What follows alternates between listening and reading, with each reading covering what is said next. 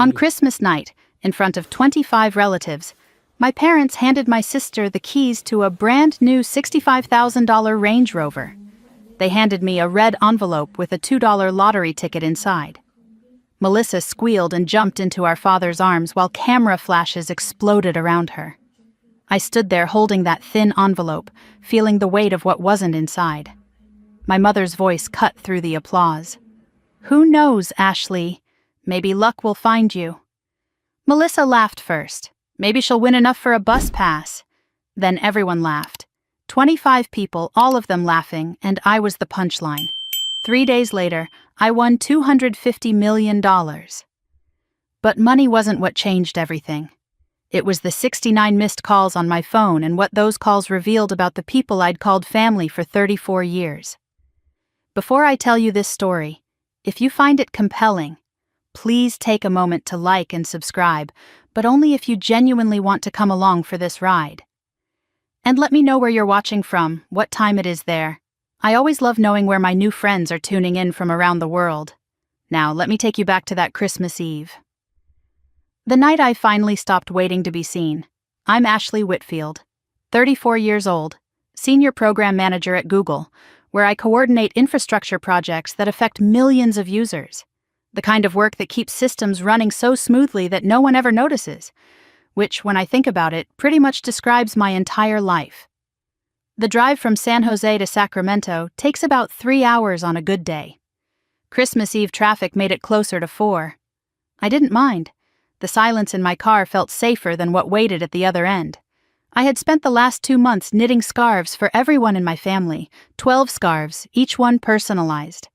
My father's in deep burgundy because that's his favorite color, even though he's never said it out loud. Melissa's in cream and gold because she likes things that look expensive. My mother's in soft blue because she used to wear that color before she stopped wearing anything that might draw attention. I passed the gas station on Highway 99 around 7 in the evening. A billboard towered over the pumps. Mega Millions jackpot. $250 million. I remember thinking, I've never been the lucky one. That thought would come back to haunt me in the best possible way. Every Christmas at the Whitfield house followed the same script. Dad held court in his leather recliner, dispensing opinions like a king granting audiences. Mom fluttered around managing everything and everyone while pretending she wasn't. Melissa arrived early to help, which really meant arriving early to receive praise for helping, and I showed up exactly on time, carrying carefully chosen gifts that would be opened without comment and forgotten by New Year's. I pulled into the driveway at 6:15. My Honda Civic, 10 years old and paid off, looked small next to the luxury cars already parked there. Melissa's BMW, Derek's Mercedes, Aunt Patricia's Lexus. I grabbed my bag of wrapped scarves and walked toward the house. Christmas lights covered every surface, blinking in competitive synchronization with the neighbors. My mother opened the door before I could knock. Her eyes flicked to my bag, then away, finding nothing worth lingering on. "Oh, good. You made it. Melissa's been here since noon helping me cook." No hug. No, I missed you. Just acknowledgement that I had successfully traveled from one point to another. "The traffic wasn't bad," I offered. She was already walking away. "Put your things in the guest room. We need help with the table." The living room buzzed with relatives I saw once a year and recognized less each time. Aunts and uncles and cousins twice removed, all orbiting around the center of gravity that was my sister and her husband. Melissa stood in the kitchen doorway, wearing a designer dress that cost more than my monthly rent, surrounded by admiring women. Derek had his arm around her waist, and they looked like a catalog photo for expensive happiness. When Melissa spotted me, her face arranged itself into sisterly delight. "Oh, Ash, you actually came. The actually hung in the air between us." "I always come," I said. But she had already turned back to her audience, and Derek was explaining something about his fintech company, using words like disruption and scalability and guaranteed returns. My father sat in his recliner, holding court with Derek and 2 of my uncles. I caught fragments of their conversation as I passed.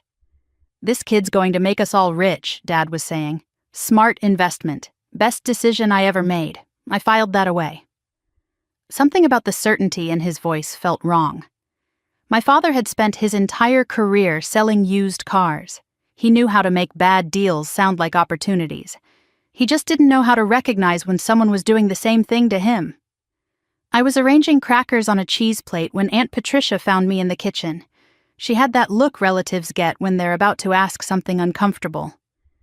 "And, Ashley, what about you? Still renting? I have an apartment in San Jose, near work." "Oh," she said, loading that single syllable with every judgment she couldn't say out loud. "That's practical." Before I could respond, she spotted someone more interesting and drifted away. I finished the cheese plate alone. That's when I heard them. My father and Derek, talking in the hallway just outside the kitchen door. They didn't know I was there. "So the returns are guaranteed?" my father asked. 20% annually, Derek answered.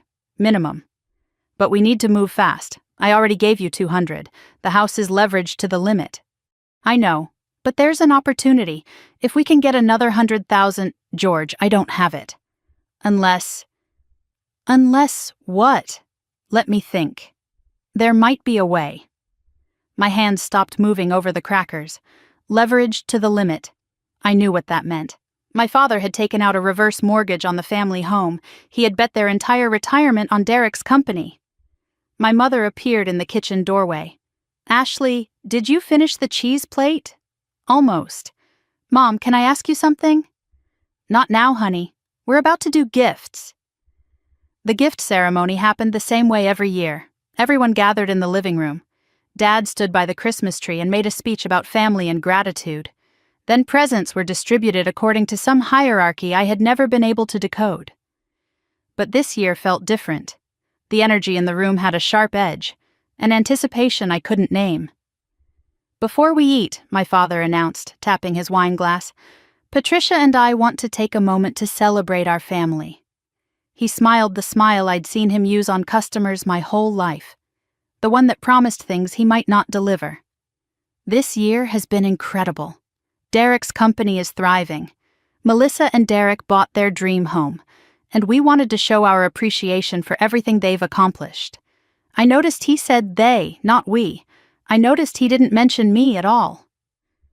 "Melissa, sweetheart, come here." My sister glided forward, already tearful, already performing the surprise she clearly knew was coming. My mother handed her a small velvet box. Inside were car keys. In the driveway, my father said, his voice swelling with pride, "There's a brand new Range Rover, $65,000, for our golden girl." The room erupted. Applause, gasps, cameras appeared from purses and pockets. Melissa threw herself into our parents' arms, sobbing beautifully. Derek beamed like a man who had just closed a deal, which I realized he probably had. 25 people celebrated while I stood at the edge, holding a cheese plate no one had touched. Then my father's voice shifted. "And for Ashley." The room went quiet. Not excited quiet. Awkward quiet. My mother held out a red envelope. Standard Christmas card size. Thin. I set down the cheese plate and walked forward. Every step felt like wading through water. I took the envelope, opened it. A single lottery ticket fell into my palm.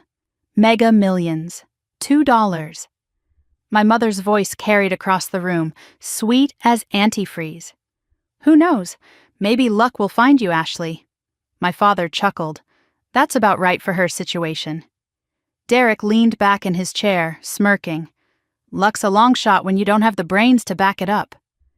Melissa covered her mouth, giggling. "Maybe she'll win enough for a bus pass." Laughter. 25 people laughing. My face burned. But somewhere deeper, something else was happening. Something cracking. Something breaking free. I looked at the ticket in my hand, looked at my parents, looked at the room full of people who saw nothing wrong with this moment. And I smiled. "Thank you," I said. "I'm sure this is exactly what I deserve." No one caught the edge in my voice. They never do. A thin voice cut through the fading laughter. "That's enough." Everyone turned. On a side table, propped up and forgotten, an iPad showed my grandmother Eleanor's face. She was joining by video call from her nursing home, and until that moment no one had paid her any attention. She was supposed to be background noise, a token gesture toward inclusion. But Eleanor Mitchell had never been background noise in her life. "George, Patricia," she said, her voice trembling with effort. "This is not how we raised you." My father's smile tightened. "Mother, please. It's just a joke." "It's not a joke. It's never been a joke." My mother was already moving toward the iPad. "Mom, you're tired. The nurse said you need rest." "I'm not tired," Eleanor said. "I'm ashamed." But Karen had already picked up the device. "We'll call you tomorrow. Merry Christmas." She reached for the button to end the call. In that last moment before the screen went dark, my grandmother's eyes found mine. Her lips moved, forming words I couldn't quite catch. It looked like the box. Remember the box?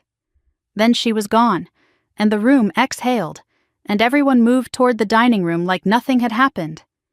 But something had happened. I just didn't understand what yet.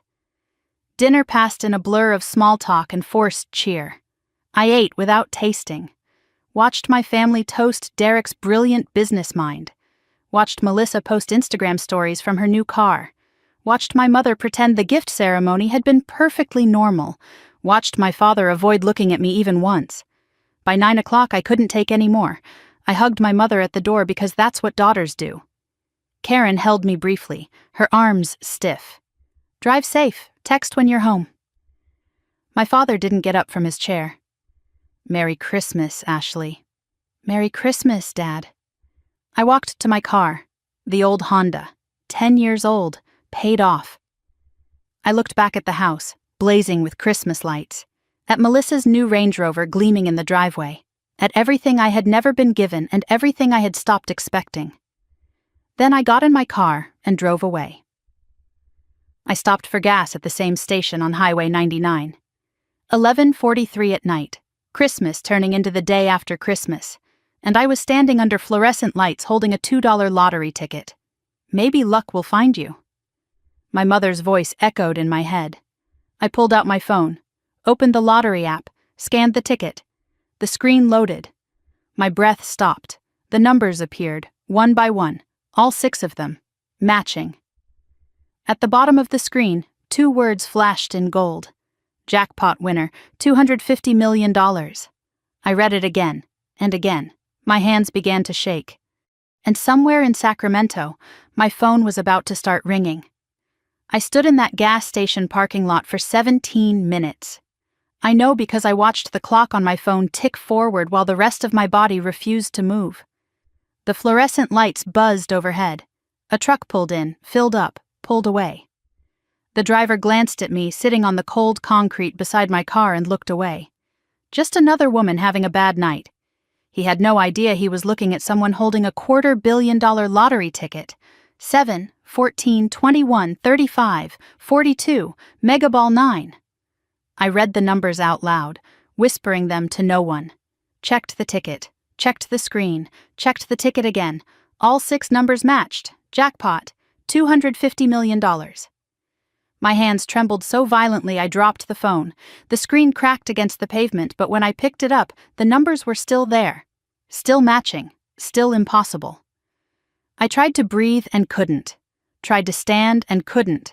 Tried to think and found only static. The first coherent thought that broke through wasn't "I'm rich" or "I won." The first thought was, they gave me this ticket to humiliate me. The second thought was, and it's worth $250 million. Something between a laugh and a sob escaped my throat. I sat there until my legs stopped shaking. Then I got in my car and drove home. The drive back to San Jose should have taken 3 hours. I don't remember most of it. My hands gripped the steering wheel at 10 and 2, knuckles white, while my mind raced through implications I couldn't fully grasp. $250 million. Before taxes, that's what the jackpot said. After federal and state taxes, maybe $160 million. $160 million. I'm a program manager. I work with numbers every day. I build spreadsheets and calculate timelines and manage budgets in the millions. But these numbers didn't compute. They existed in some other reality, one where a $2 lottery ticket given as an insult becomes the largest windfall of a person's life. I kept seeing Melissa's face, the way she laughed. Maybe she'll win enough for a bus pass. Derek's smirk. Luck's a long shot when you don't have the brains to back it up. My mother's sweet poison voice. Who knows? Maybe luck will find you. They meant it as a joke, a way to remind me of my place. The successful daughter gets a $65,000 car. The disappointing daughter gets a $2 lottery ticket. Everyone laughs. Everyone knows the score. Except the score just changed. By the time I reached my apartment in San Jose, something had crystallized in my mind. I would not tell them. Not yet. Not until I understood what this meant. Not until I had a plan. They had 34 years to see me. They could wait a little longer. I didn't sleep that night. Instead, I sat at my kitchen table with my laptop and started researching. Lottery winners. What happens to them? The statistics were terrifying. 70% of lottery winners go broke within 5 years. Not 7%, 70%. I read story after story. Family lawsuits, estranged relatives appearing with their hands out, friends turning into strangers, strangers turning into threats. One article was titled, "The Lottery Curse: Why Winning Ruins Lives." Another detailed a winner who was murdered by his own brother for the inheritance. A woman in Florida lost everything to a financial advisor who turned out to be running a Ponzi scheme. The phrase Ponzi scheme made me think of Derek and his guaranteed 20% returns. I pushed that thought aside. One crisis at a time, I made lists, created spreadsheets. This is what I do when the world feels out of control. I organize it into rows and columns until it makes sense. First priority, secure the ticket. I signed the back immediately, my name in permanent ink. Took photos from multiple angles. Stored the original in the fireproof safe I'd bought 2 years ago for important documents. Made 3 copies and hid them in different locations. Paranoid maybe, but I had seen what happens when you trust the wrong people. I had been seeing it my whole life. December 26th passed in a haze of research and planning. I called in sick to work, my first sick day in 2 years. Spent the entire day learning about trusts and LLCs and asset protection strategies. Somewhere around noon, my phone started buzzing. Melissa's name on the screen. I let it go to voicemail. It buzzed again. Mom. Voicemail. Again. Dad. Voicemail. The pattern continued throughout the day, each call a small earthquake I refused to acknowledge. By evening, I had 17 missed calls. I didn't listen to any of the messages. Not yet. I wasn't ready to hear their voices. December 27th brought more calls, and a development I had been dreading. I was making coffee when the morning news came on. California lottery officials confirmed the $250 million winner purchased their ticket at a Speedy gas station on Highway 99. The ticket was bought on Christmas night between 11:30 and midnight. Officials are encouraging the winner to come forward. I stared at the television. They knew where the ticket was purchased. They knew what time. Anyone who knew my travel route could put the pieces together. And Melissa, I remembered with a sinking feeling, had always been good at puzzles when the prize was worth winning. I returned to work on December 28th. The Google campus felt like a sanctuary, a place where I was valued for what I could do rather than dismissed for who I was. I badged in at 7:15 before most of my colleagues arrived. My desk was exactly as I'd left it. Dual monitors showing project dashboards. No family photos, just pictures of landscapes I'd visited on solo trips. Mountains and oceans and forests where no one knew my name or my history. I had a critical milestone review that afternoon. The infrastructure project I'd been leading for 8 months was entering its final phase. 200 engineers depending on my coordination. 100 million users who would never know my name but would notice immediately if I failed. For 3 hours, I lost myself in spreadsheets and timelines and risk assessments. This was where I belonged. This was where I mattered. Marcus Chen found me in the break room around 11. He was my mentor, the senior director who had hired me 6 years ago and promoted me twice since then. A man who had never once called my work secretary stuff or suggested I was just pushing papers. He studied my face with the careful attention that made him such a good leader. "You look different today," he said. "Different how?" "I don't know. Like you're carrying something heavy, or like you just put something heavy down." I forced a smile. "Just tired. Holiday travel." He didn't look convinced, but he didn't push. "The milestone review is at 2. You ready?" "Always," I said. He nodded and started to walk away, then paused at the door. "Whatever it is, you know you can talk to me." I nodded. But I couldn't. Not yet. Maybe not ever. The meeting went flawlessly. 3 hours of detailed technical discussion, and I delivered every chart, every metric, every contingency plan without a single stumble. The VP of engineering called my work outstanding. The team applauded. I accepted the praise with practiced modesty while thinking about the lottery ticket locked in my safe at home. The contrast was dizzying. Here, I was essential, respected, seen. At my parents' house, I was an afterthought, a punchline, a $2 joke. During a brief break, I slipped into a quiet corner of the cafeteria, pulled out my phone, opened the lottery app. The numbers were still there, still matching, $250 million. Not a dream. Not a glitch. The TV mounted in the break room was showing news coverage of the lottery winner. My coworkers gathered around it, joking about what they would do with that kind of money. "Buy an island," one said. "Never work again," another laughed. "What about you, Ashley? What would you do?" I shrugged. "Pay off my student loans, probably." Everyone laughed. So relatable. So normal. No one suspected that the lottery winner was standing 3 feet away, holding a phone that proved everything they were speculating about. That evening, I finally listened to the voicemails. 23 missed calls, 15 text messages, 7 voicemails, all from family. I sat on my couch in the dark and pressed play. Melissa, December 26th, cheerful and fishing. "Hey Ash, did you see the news? Some lucky person won the lottery at that gas station on 99. Wouldn't it be wild if... Anyway, call me. Miss you." She had never said miss you to me before. Ever. Melissa, December 27th, more direct. "Okay, so I was thinking, you drove home Christmas night, right? Did you stop at any gas stations? Just curious. Call me back. My father, December 27th, demanding as always. Ashley, it's your father. Call me back. We need to discuss something important. No, please, no when you get a chance, just orders. My mother, December 28th, attempting concern. Honey, are you okay? You haven't answered anyone's calls. We're worried about you. Please call. First time she had used the word worried about me in years. Melissa, December 28th, desperation creeping in. Ashley, I know you stopped at that gas station.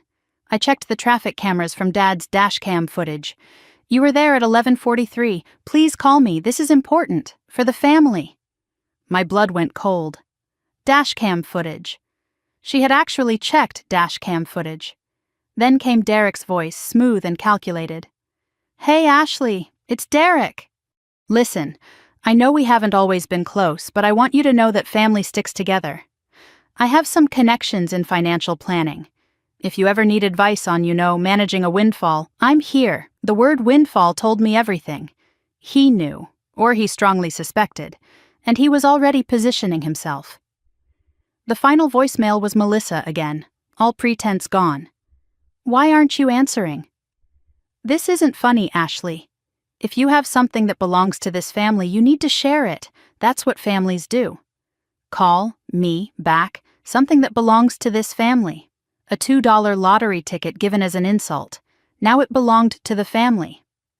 I sat in the dark for a long time after the voicemails ended. Phone silent, but screen lighting up every few minutes with new calls I refused to answer. Melissa, Dad, Mom, Derek, Melissa, Melissa, Melissa. For 34 years, I had been invisible. My successes dismissed, my presence tolerated, My value measured at $2. Now they wanted to talk about family. Now they wanted to discuss what belonged to them. I thought about what I could do. I could answer. Smooth things over. Share the money like a good daughter, a good sister, a good family member. That's what the old Ashley would have done. But the old Ashley had died somewhere between the living room and the gas station on Highway 99. The new Ashley was going to do something different. I picked up my phone and scrolled to a different contact. Eleanor Whitfield, my grandmother at the nursing home. It was late, but I knew she kept odd hours. The call went to voicemail. Her voice, thin but sharp. "You've reached Eleanor Whitfield. Leave a message if it's worth my time." I smiled despite everything. "Grandma, it's me. I need to see you. I have something to tell you. Something big. I'll come tomorrow. I love you." The next morning, I drove to the California Lottery headquarters. My lawyer met me in the parking lot. I had hired her the day before, a woman named Rebecca Chen who specialized in asset protection and had no connection to anyone in my family. "This is unusual," she said as we walked toward the entrance. "Most winners wait weeks before claiming. I don't have weeks. My family already suspects. Better to control the narrative than let them create their own." The claim process took 3 hours. Verification, paperwork, tax discussions, identity confirmation. At the end, an official looked at me with something like sympathy. "Would you like to remain anonymous? California allows winners to request privacy." I considered it. In some states, anonymity isn't an option. Here, I could hide. I could take the money and disappear and never face my family's reaction. But I thought about Melissa checking dashcam footage, about Derek positioning himself as a financial advisor, about my parents who had already decided the money belonged to them. They would find out eventually. They would come for me eventually. Better to face it head on.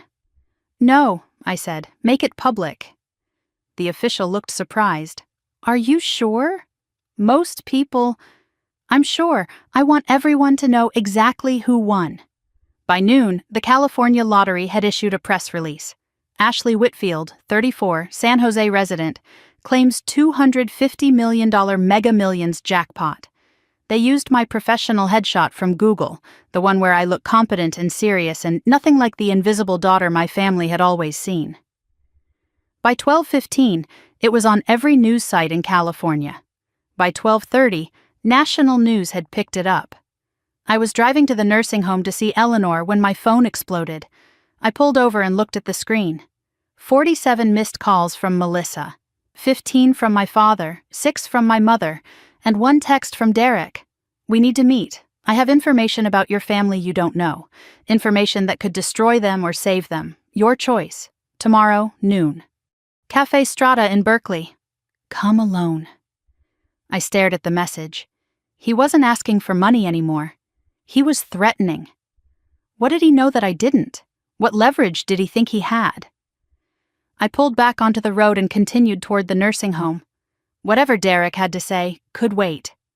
Right now, I needed to see the one person who had seen me before I was worth $250 million. The one person who had tried to speak up at Christmas when no one else would.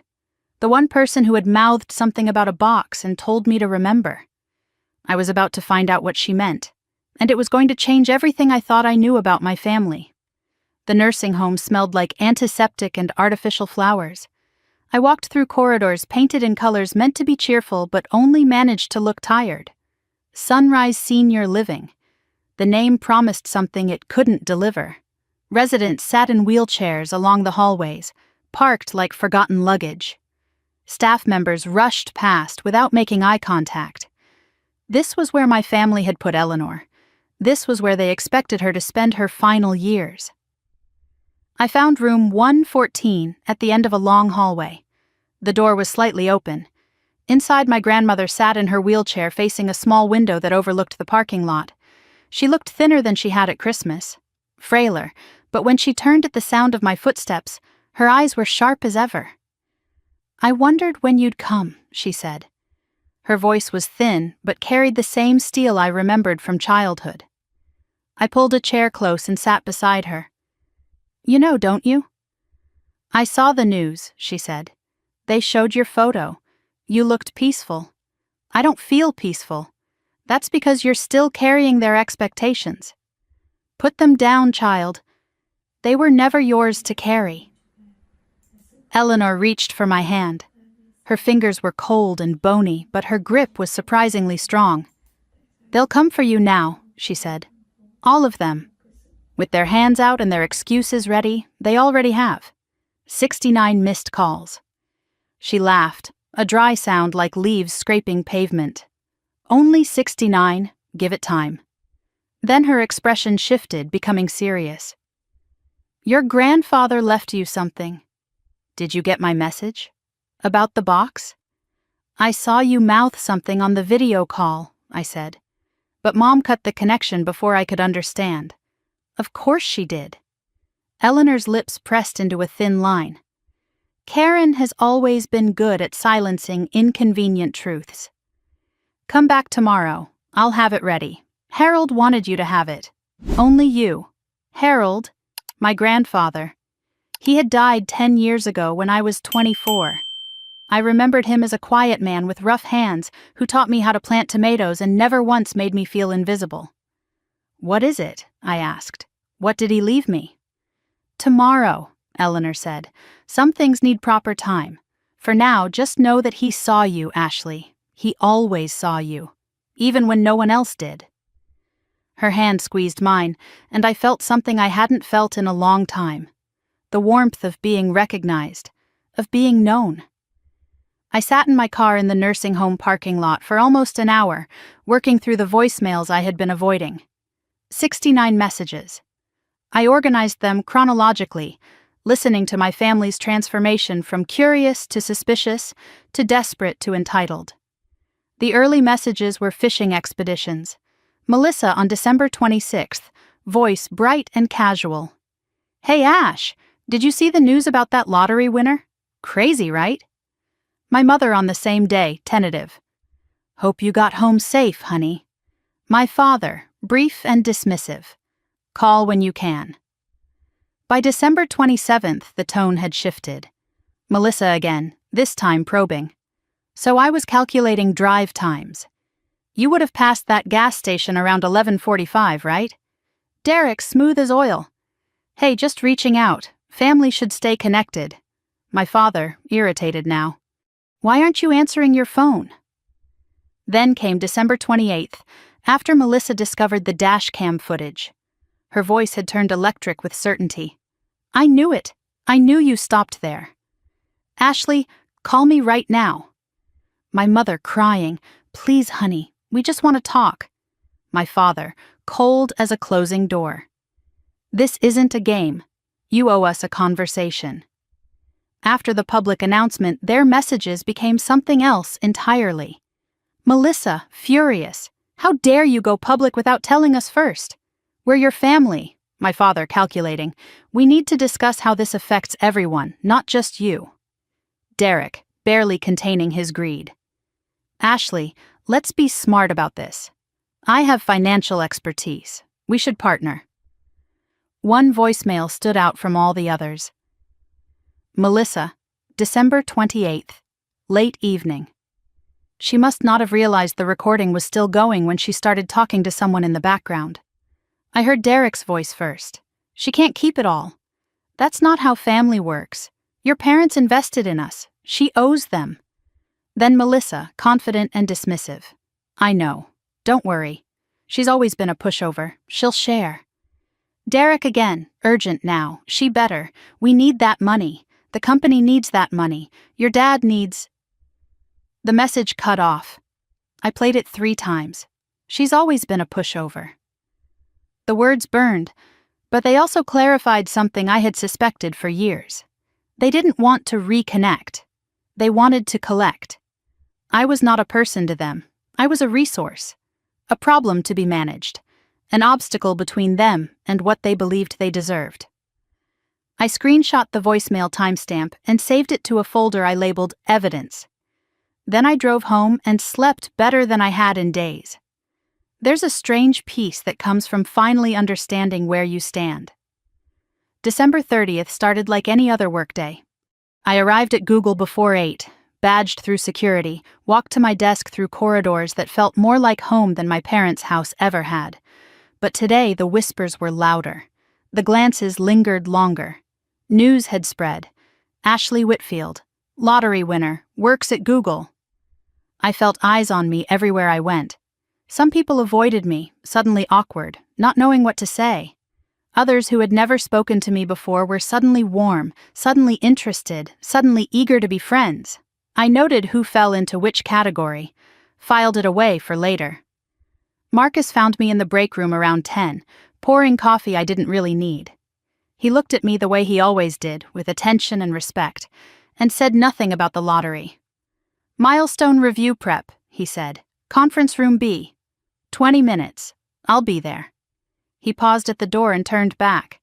"For what it's worth, I always knew you'd end up with more than most people. I just thought it would be from the IPO, not mega millions." It was the first time I'd genuinely smiled in days. "But if you're staying," he continued, "I need your head in the game. These servers won't deploy themselves. My head's in the game. Good." That's the Ashley I hired. He left without asking for money, without awkwardness, without any of the grasping need I'd been drowning in from my family. This is what respect looks like, I thought. This is what it feels like to be valued for what you do instead of what you have. I was heading to lunch at 11:47 when I heard my name, not from a colleague. The voice came from the security desk near the lobby. I looked over and saw her. Melissa. Standing there in a designer coat and high heels, arguing with the guard. "I'm her sister," Melissa insisted. "She'll want to see me. Just call her."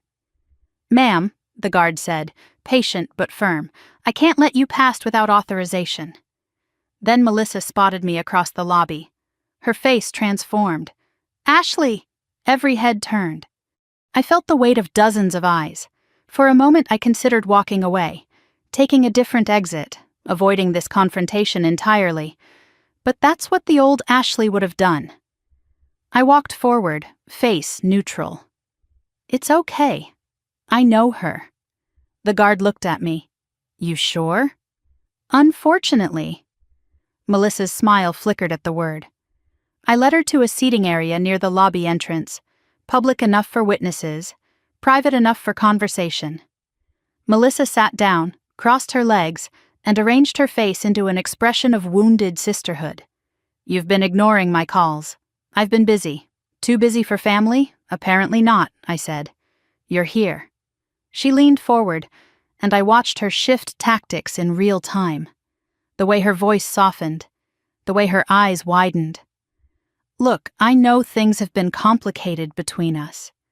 But this is a chance to bring us all together. Mom and Dad are struggling. Derek's company hit a rough patch. We could use help." "Help," I repeated. "Financial help," she clarified. "A loan, an investment, whatever you want to call it. How much?" She blinked, surprised by my directness. "Well, Derek's company needs about $2 million to get through this quarter. And Mom and Dad's mortgage situation?" "What mortgage situation?" Something flickered in her eyes. Calculation behind the sisterly mask. "You don't know?" "Dad took out a reverse mortgage, invested in Derek's company. If the company fails, they lose the house." I kept my face blank even though I already knew this. I had overheard them on Christmas Eve. When did this happen? Months ago. Before Christmas.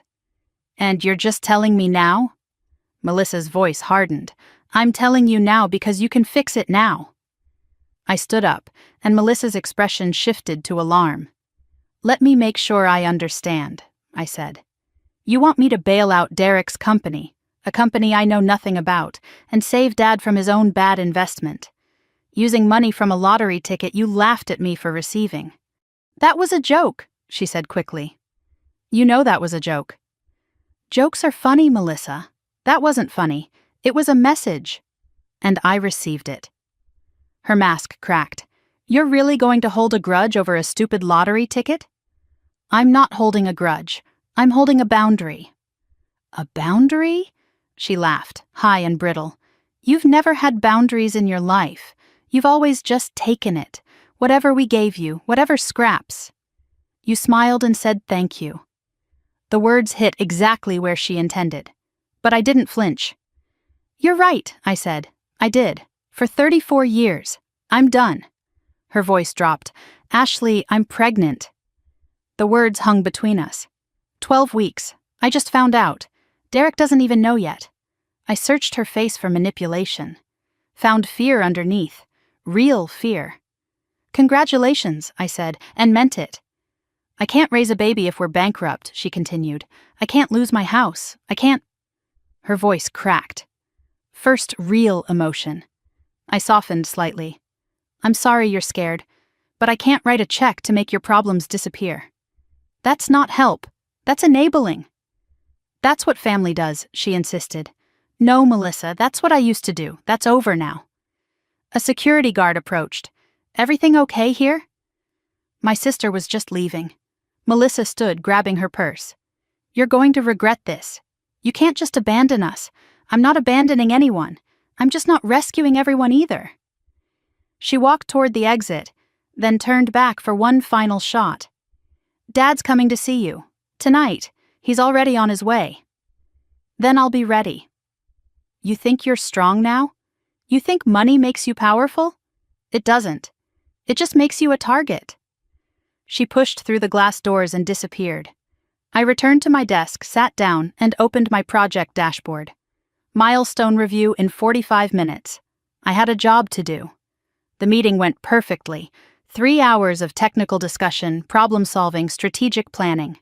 I was in my element, and everyone knew it. The VP of Infrastructure praised my contingency planning. Engineers deferred to my expertise. No one in that room had ever called my work glorified secretary. No one had ever handed me a $2 lottery ticket as a joke. By 6:30, the building was emptying out. I walked to my car in the parking garage, checking my phone. One new text from an unknown number.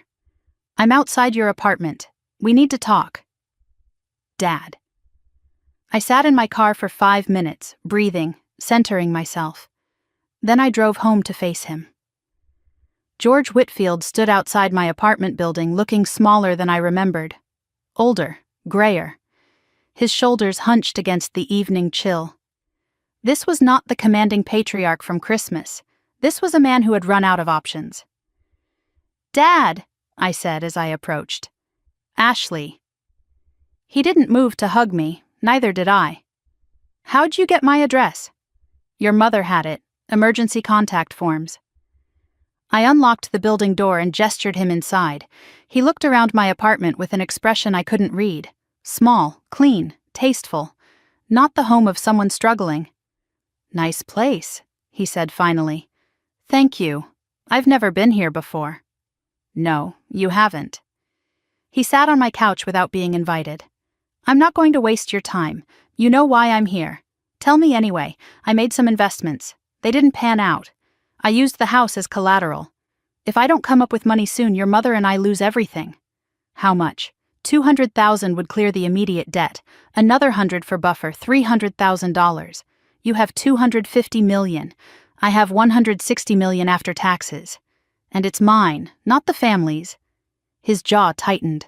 I raised you, fed you, clothed you, put a roof over your head. You did, and I'm grateful. But gratitude isn't a credit line. What happened to you, Ashley?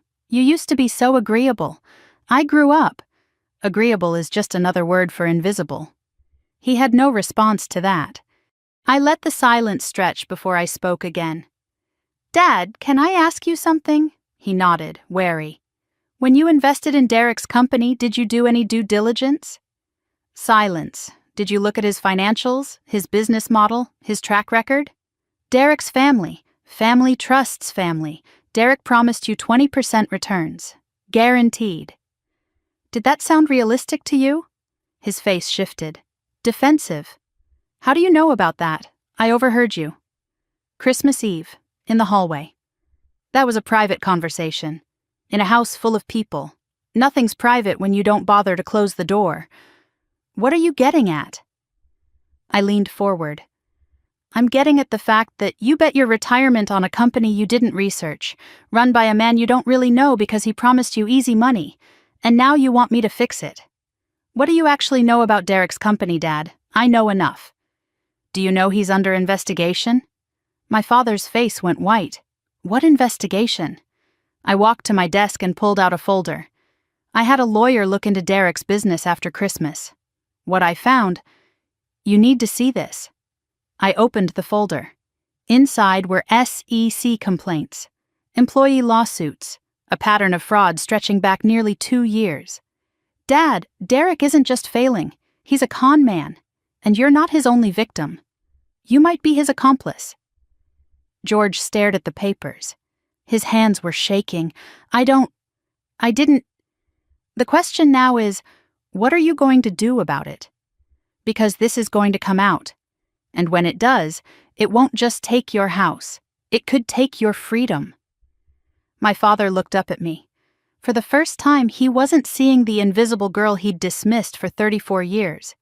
He was seeing someone with power. And he was terrified. The papers spread across my coffee table like evidence at a crime scene. SEC complaints dating back 18 months. Former employee testimonials alleging fake revenue reports. A pattern of investor payments made from new investor funds. Classic Ponzi structure.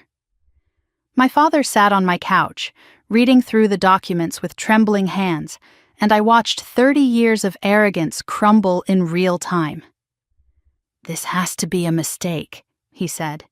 Derek showed me projections, growth charts. Projections aren't profits, Dad. Did you ever see actual audited financials? Silence told me everything. He's Melissa's husband. He wouldn't what? Lie? Steal? He's been doing both for at least 2 years. George slumped back against the cushions.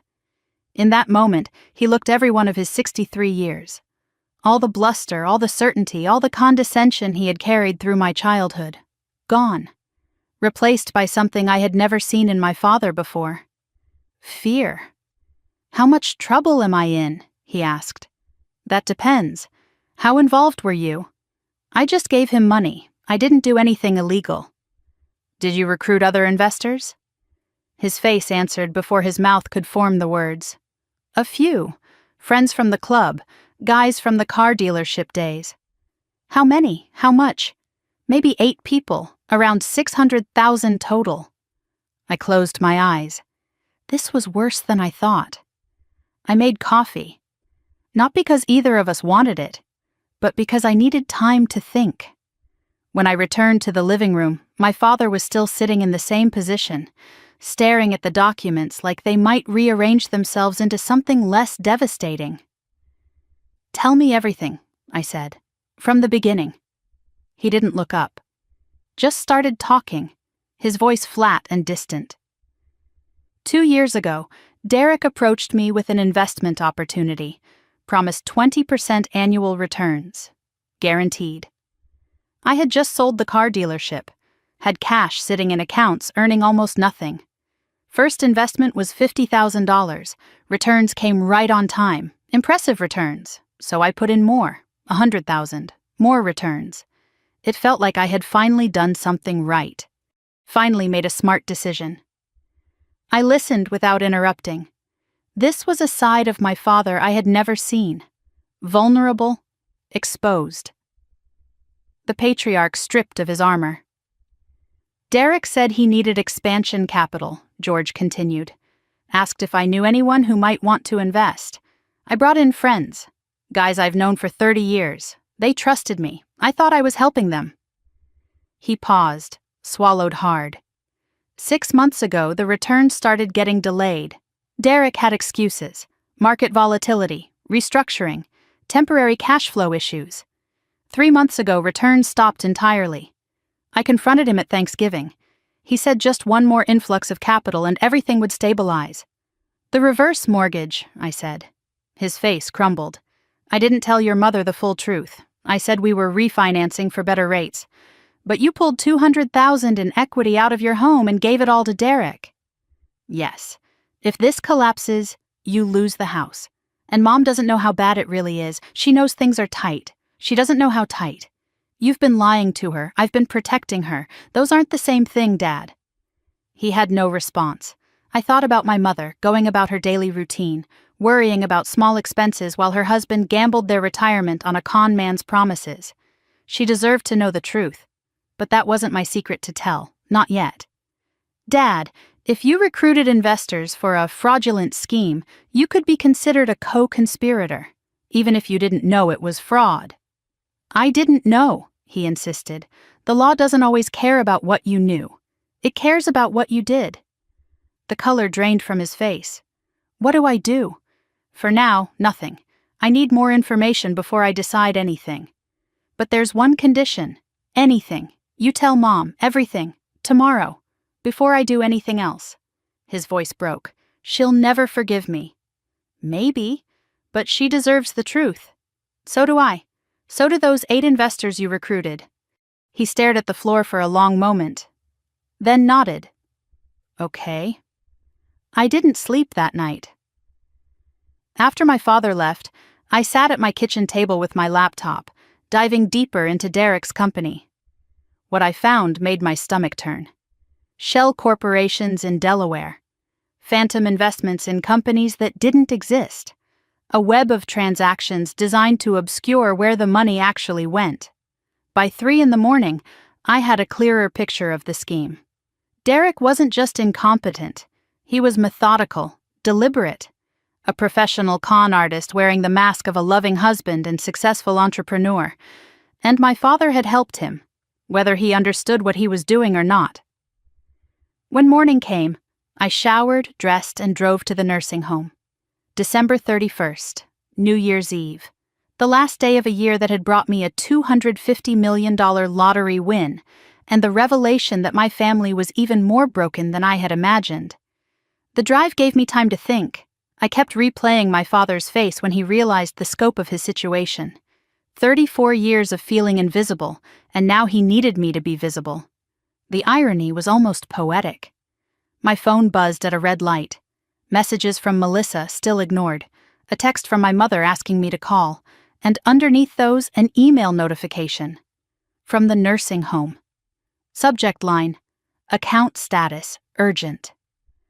I pulled into the Sunrise Senior Living parking lot and went straight to the front desk. I'd like to review my grandmother's account, I said. Eleanor Whitfield, room 114. The receptionist typed something into her computer and frowned. Are you on the authorized list? I should be. Ashley Whitfield. Granddaughter. More typing. Actually, you're listed as emergency contact but not for financial access. Who is listed? George Whitfield. Primary responsible party. I took a breath. Can you tell me if the account is current? She shifted uncomfortably. I really shouldn't. Please. I'm concerned about my grandmother's care. Her voice dropped. The account is significantly past due. 6 months. We've been sending notices 6 months, the same timeline as when Derek's returns stopped coming. My father had been paying Eleanor's bills, until he couldn't. How much is owed? $47,000. We've been patient because Mrs. Whitfield has been a resident for so long, but we may need to discuss alternative arrangements soon. Alternative arrangements. They were going to kick her out. I pulled out my checkbook. I'll pay the full balance today. And I want to be added as authorized for all financial matters. The receptionist's eyes widened. I'll get the paperwork. Eleanor was dressed when I entered her room, sitting in her chair by the window wearing her nicest blouse, with a wooden box on her lap. She had been waiting for me. Close the door, sweetheart, she said. I did. The click felt significant. I heard you at the front desk, she continued. These walls are thin, and my hearing is better than they think. Why didn't you tell me about the bills? Pride. Foolishness. The same reasons anyone keeps secrets. How have you been managing? My own savings, running out. I have maybe 2 more months before... She didn't finish the sentence. She didn't have to. Your father promised to handle it. Every month he said the check is coming, Mom. Every month nothing. He's in trouble, Grandma. More trouble than you know. Derek's scheme? I blinked. You know about that? I'm old, not stupid. I watched that boy at Thanksgiving. All flash, no foundation. I told your father not to trust him. He didn't listen. He never listens. Not to me, not to you. Only to the sound of his own voice and the promises of easy money. Eleanor lifted the lid of the wooden box on her lap. Inside, I saw yellowed letters, old photographs, and a thick manila envelope. Your grandfather Harold was a quiet man, she said. Like you. Worked 40 years at the same company, never flashy. Never praised. But he saw things other people missed. She handed me the manila envelope. Open it. My hands trembled as I unfolded the flap. Inside were savings bonds. Dozens of them. Old paper bonds, the kind they don't issue anymore. And a handwritten letter, and a photograph. I looked at the bonds first, purchased decades ago. All in my name. Current value, according to the paperwork clipped to them, approximately $150,000. Then I looked at the photograph. A little girl in a garden, maybe 8 years old, covered in dirt, grinning at the camera. An older man beside her, equally dirty, equally happy. Me and Grandpa Harold. The summer I learned to plant tomatoes. I turned the photo over, his handwriting on the back. The quiet ones see everything. Trust this one. I unfolded the letter with trembling hands. Harold's handwriting was precise and careful, the penmanship of a man who took his time with important things. To my granddaughter Ashley, the letter began. The quiet ones see everything. I've watched you grow, watched how they overlook you. Don't let it harden your heart. But don't let it make you small either. This money is yours. I didn't tell your father because he would have found a way to spend it. Use it for yourself. Build something that's yours. Trust yourself. You've always been the strong one, even when no one else could see it. I read it twice, then a third time. Tears I didn't expect fell onto the paper. Harold had died 10 years ago, but his words felt like an embrace reaching across time and death. He left you the bonds because he knew, Eleanor said softly. Knew your father couldn't be trusted with money. Knew your mother would defer to whatever George wanted. Knew Melissa would always be the favorite. He wanted you to have something that was just yours. Why didn't you give this to me sooner? Harold's instructions, when she needs it most. She paused. I think that time is now. Eleanor reached back into the box and pulled out a faded document. A loan agreement, dated 30 years ago. Do you know how your parents bought their house?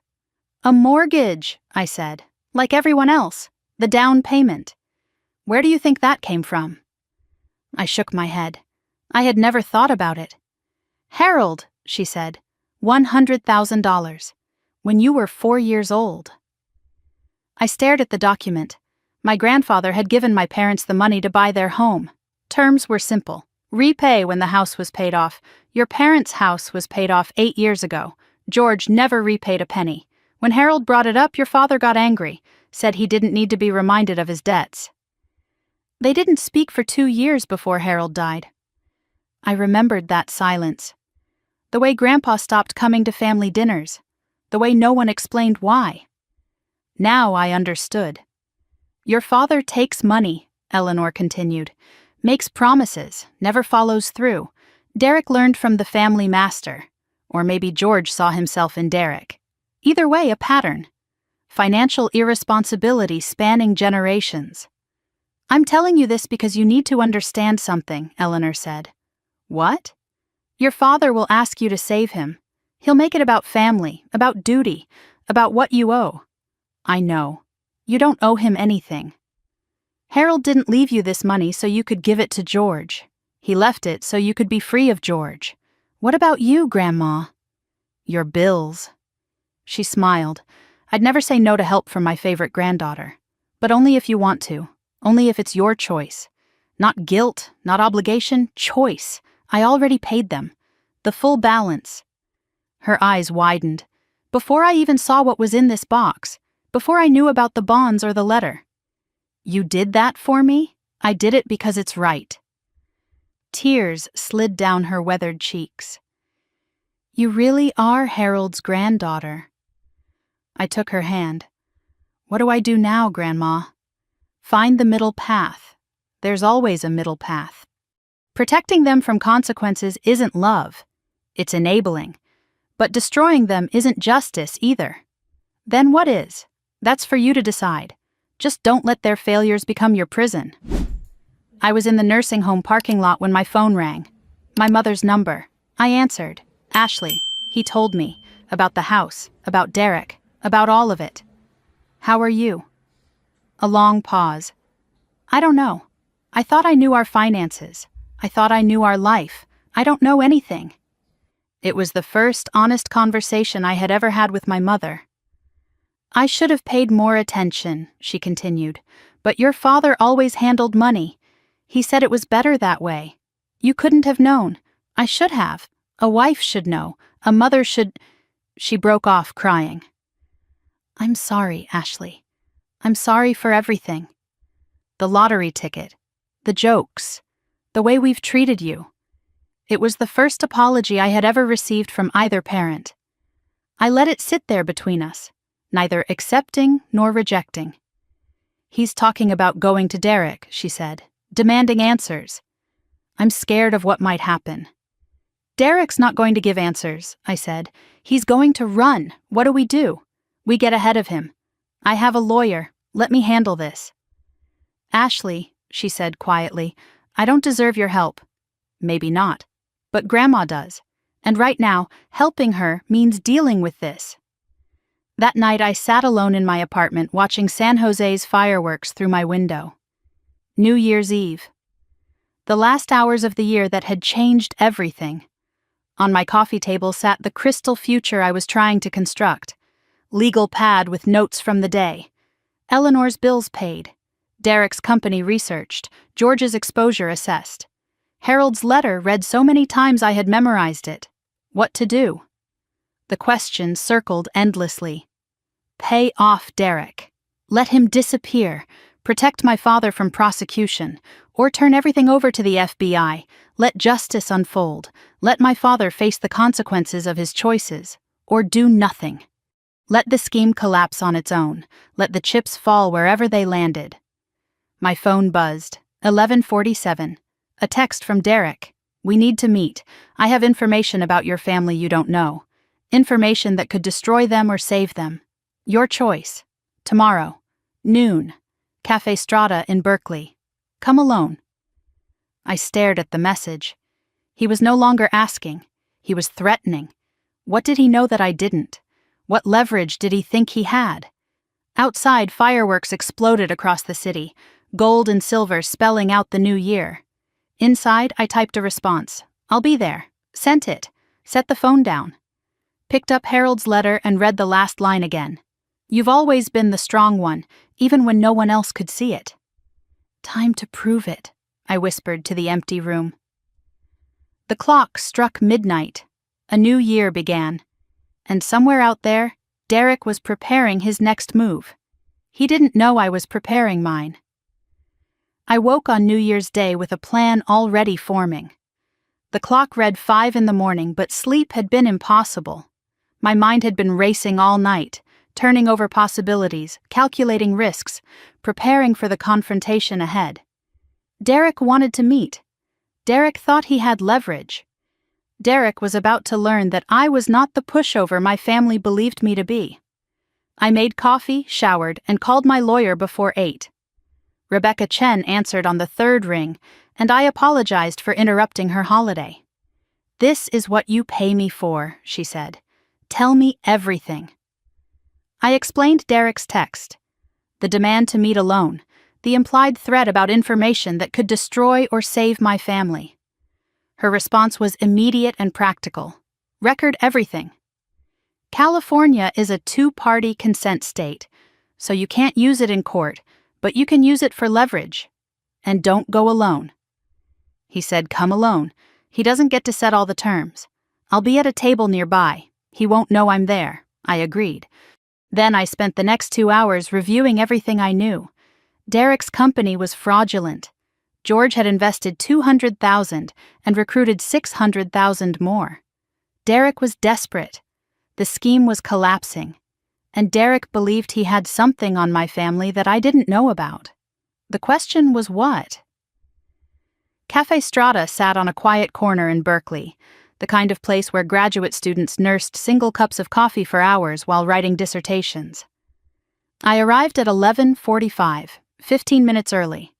Rebecca was already there, seated in a corner with her laptop open, looking like any other remote worker killing time. Our eyes met briefly. She nodded almost imperceptibly. I chose a table by the window, visible, public. My phone was in my purse with the voice memo app running. A backup recorder sat in my jacket pocket, Rebecca's suggestion. Even if it's not admissible, she had said, it's evidence of intent. Derek arrived at 12:03, deliberately late. A small power play that told me more about his state of mind than he probably intended. He looked different from Christmas. The polish was gone. Stubble shadowed his jaw. Dark circles underlined his eyes. His designer clothes were wrinkled. The golden boy was tarnishing. He slid into the seat across from me without greeting. You came. You asked. I said alone. I gestured at the nearly empty cafe. We're alone enough. He ordered coffee from the passing waitress, taking his time, trying to regain control of a situation that had clearly slipped beyond his grasp. I waited. Said nothing. Let the silence work for me. Finally, Derek spoke. I know you think you have this figured out. Do I? You think I'm the villain, the con man who took advantage of your family, aren't you? He laughed, a harsh, bitter sound. I'm the fall guy. There's a difference. I kept my face neutral. Explain. Your father isn't the victim he's pretending to be. He's my partner. The words hung between us. I had suspected something like this. The overheard conversation at Christmas, the guaranteed returns, my father's desperation. But hearing it stated so plainly still landed like a blow. I'm listening, I said. 2 years ago, your father came to me with an idea. Derek leaned forward, his voice dropping. Not the other way around. George approached me after he sold the car dealership, had $300,000 sitting around, wanted to multiply it fast. He proposed a private investment club. Bring in friends, pool money, invest aggressively. I had the fintech background. He had the network of wealthy contacts. We'd split the profits. And the scheme? The scheme evolved. Derek's eyes met mine. First year was legitimate. Real investments, decent returns. But George got greedy, wanted bigger returns, faster, started pushing me to guarantee specific percentages to attract more investors. You can't guarantee returns in real investing, Derek continued, so we started supplementing. New investor money paying old investor returns. It was supposed to be temporary, just until the real investments caught up, but they never did, and by then we were in too deep to stop. I processed his words, searching for the lie. There's always a lie with people like Derek, but his story aligned too well with what I already knew. My father's desperation, his familiarity with the scheme's details, the way he had tried to spin himself as a victim rather than a participant. You're saying my father designed this? I said. Derek pulled out his phone and showed me an email. From George to Derek, dated 18 months ago. We need to promise at least 15%. That's what gets them in. We can figure out how to deliver later. He showed me another. Don't put anything in writing to the investors. Verbal only. Plausible deniability. My father's words, my father's strategy. My stomach dropped, but I kept my face composed. Why are you showing me this? Because when this collapses, and it will collapse probably within weeks, I'm not going down alone. What do you want? $2 million. Cash. Untraceable. I disappear. Start over somewhere else. And I take all the evidence of George's involvement with me. Blackmail, I said. Insurance, he corrected. For both of us. You don't want your father in prison, do you? Think of what that would do to your mother. To Melissa. I let his words settle before responding. $2 million is a lot of money. You have $250 million, $160 after taxes. And it's not liquid. It's in trusts, investments, legal structures.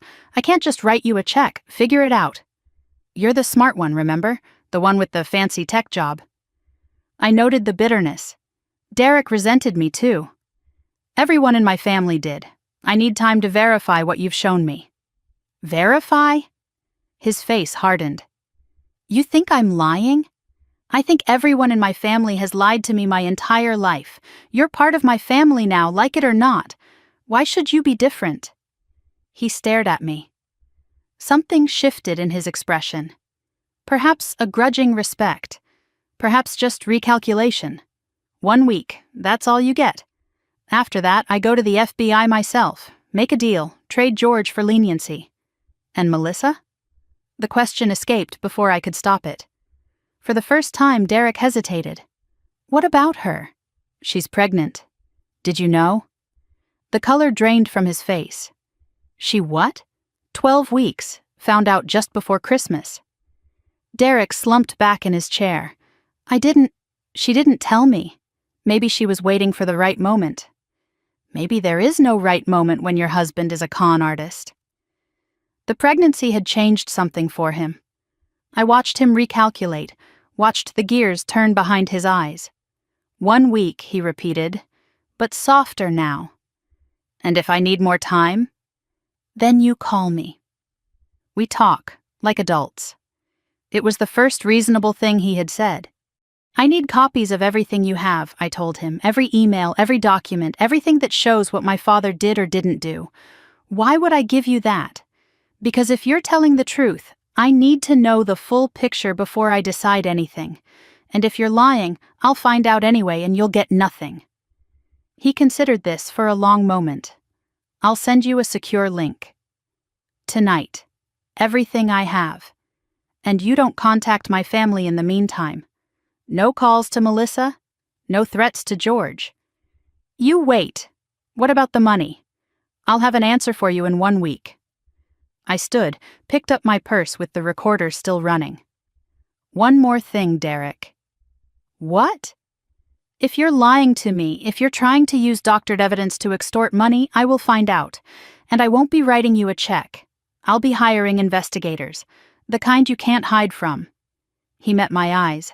I'm a lot of things, Ashley, but I'm not making this up. Your father is not who you think he is. Rebecca met me in the parking lot. I climbed into her car, and the moment the door closed, I felt the adrenaline crash hit. My hands started shaking.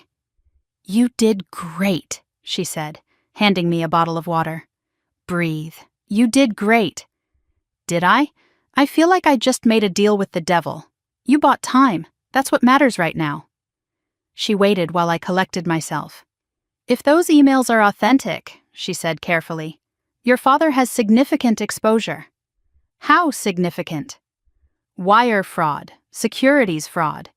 If he recruited investors across state lines, potentially federal charges. Prison? Possible. Likely, actually, depending on how much money we're talking about and how many victims. I stared out the window at the Berkeley Street, watching normal people walk by with their normal problems. My father in prison. Part of me thought he deserves it. Another part thought he's still my father. There's another possibility you should consider, Rebecca said. What?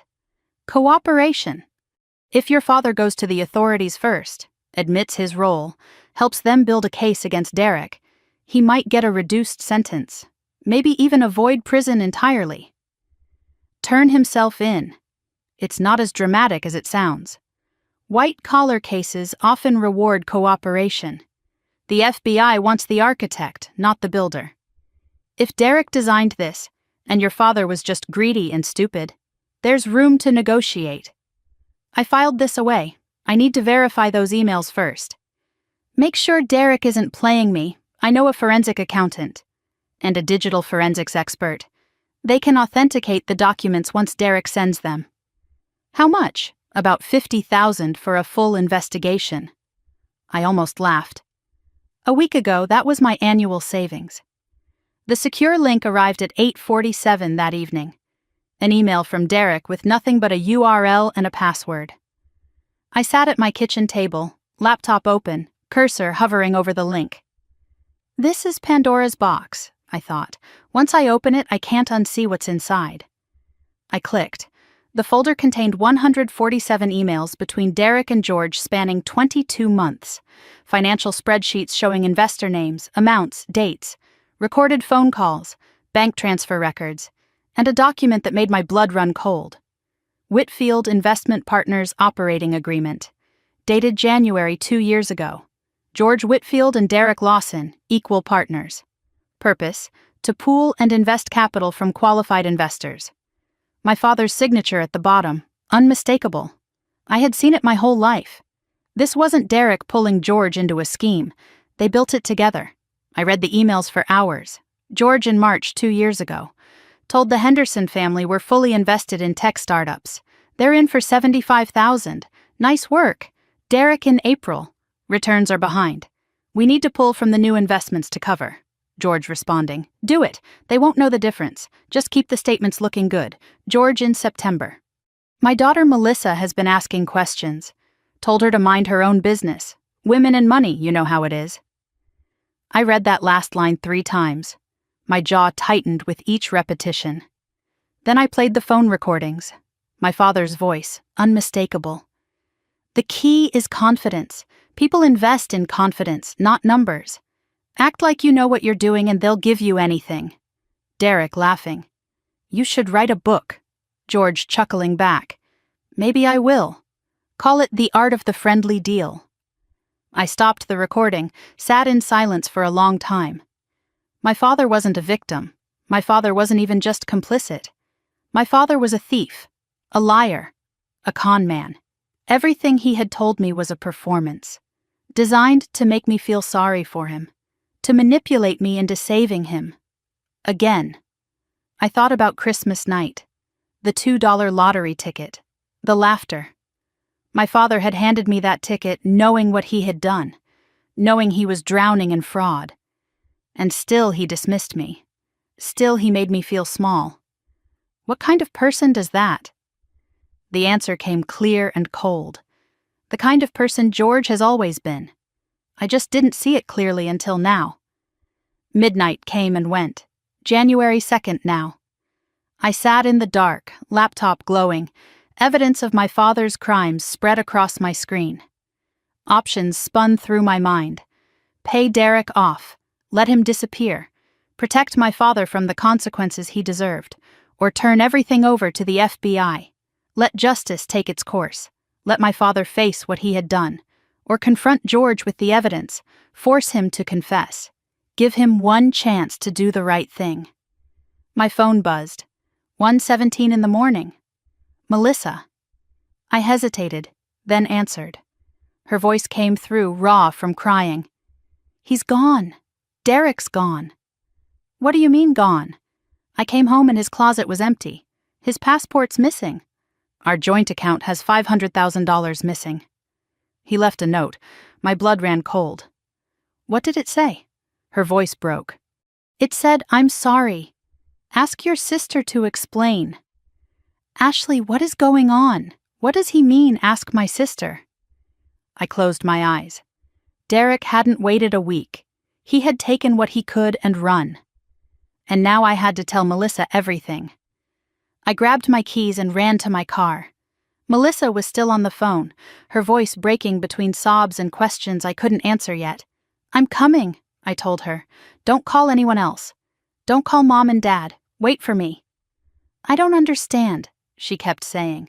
Why would he leave? Why would he say to ask you? I'm coming. Just wait.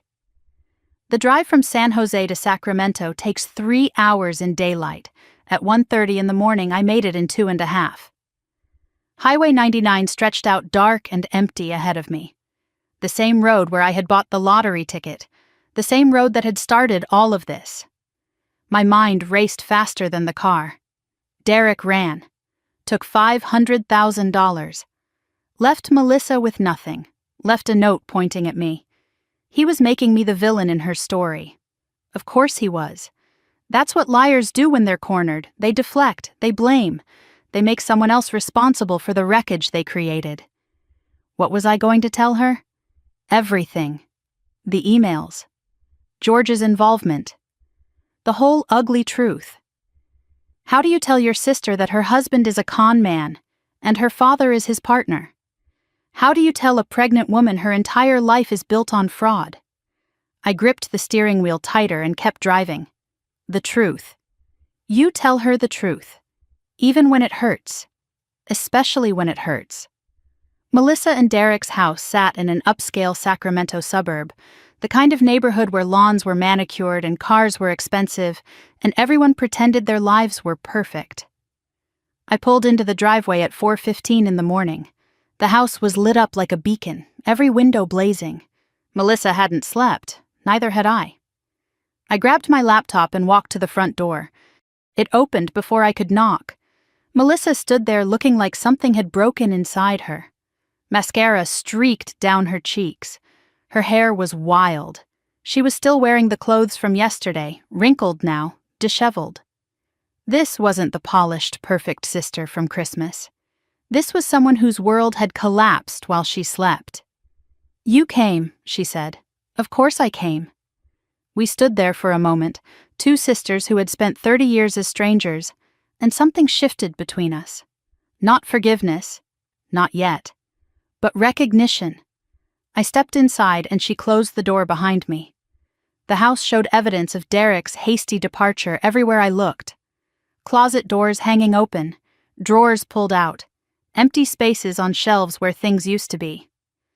Melissa walked through the wreckage like a ghost haunting her own life. "He took the Rolex," she said, "the one my parents gave him for Christmas 2 years ago, the one they couldn't afford." I filed that detail away. Another piece of the puzzle, another sign of who Derek really was. We ended up in the living room. Melissa collapsed onto the couch while I set my laptop on the coffee table. "What did he mean?" she asked again. "Ask your sister to explain. What do you know?" I sat down across from her. "I need to show you something. And I need you to let me finish before you react. You're scaring me." "I know, I'm sorry. But you need to see this." I opened the laptop. The folder of evidence filled the screen. 147 emails, phone recordings, the operating agreement, everything Derek had sent me, everything that proved who he really was, and who our father really was. "What is all this?" Melissa asked. "The truth about your husband." I paused, weighing my next words carefully. "And about our father." I walked her through it piece by piece. Started with the basics. Derek's company was a Ponzi scheme. Investors paid with money from other investors. Returns were fake. The whole thing was fraudulent from the start. Melissa shook her head. "That's not possible. He showed me growth projections, investor testimonials." "Projections aren't profits," I said, echoing what I had told our father.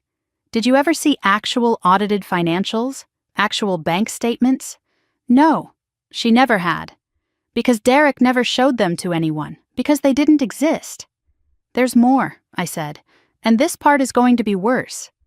I showed her the operating agreement. George Whitfield and Derek Lawson, equal partners. Dated 2 years ago. Her face went through stages I recognized. Confusion, denial. Then something darker as understanding dawned. "This is Dad's signature," she whispered. "I know.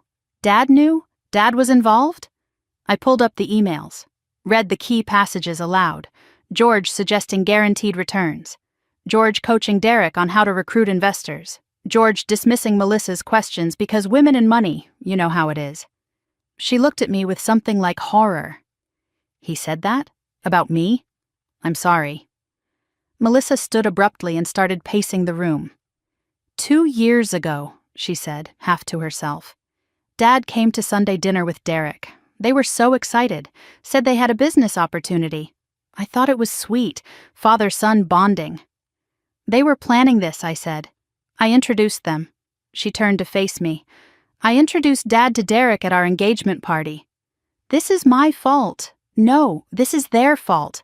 You were used, Melissa, just like everyone else they recruited." I showed her the investor spreadsheet, names she recognized immediately. "The Hendersons, the Parkinsons.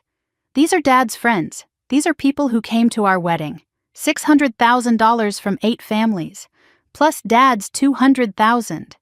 Where did it go? Derek's lifestyle, the company's fake infrastructure, and payments to Dad, 30% of everything.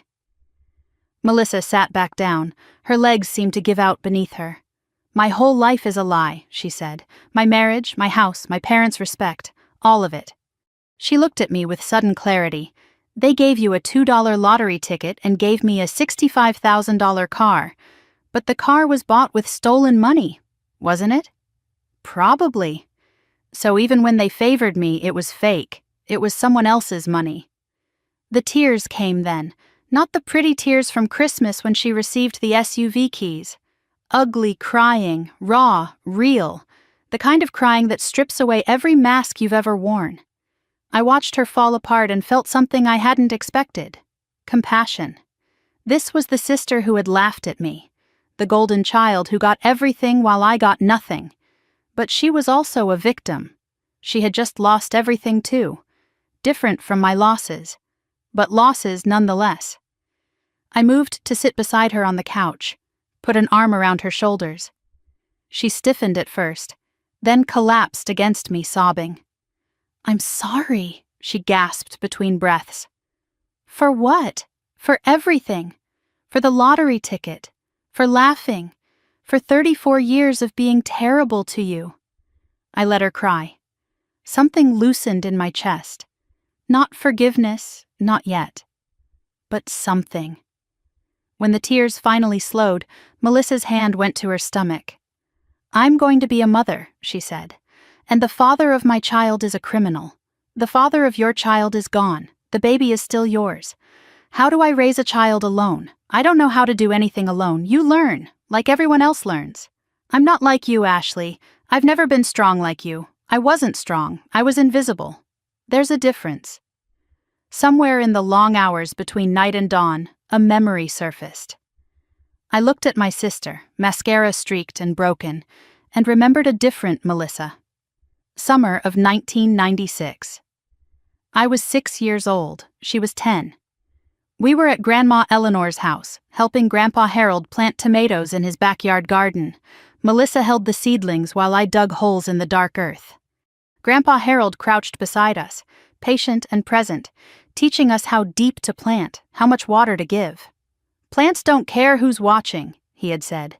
"They just grow toward the light." Melissa had laughed, dirt on her nose. "Ash, you have a worm in your hair."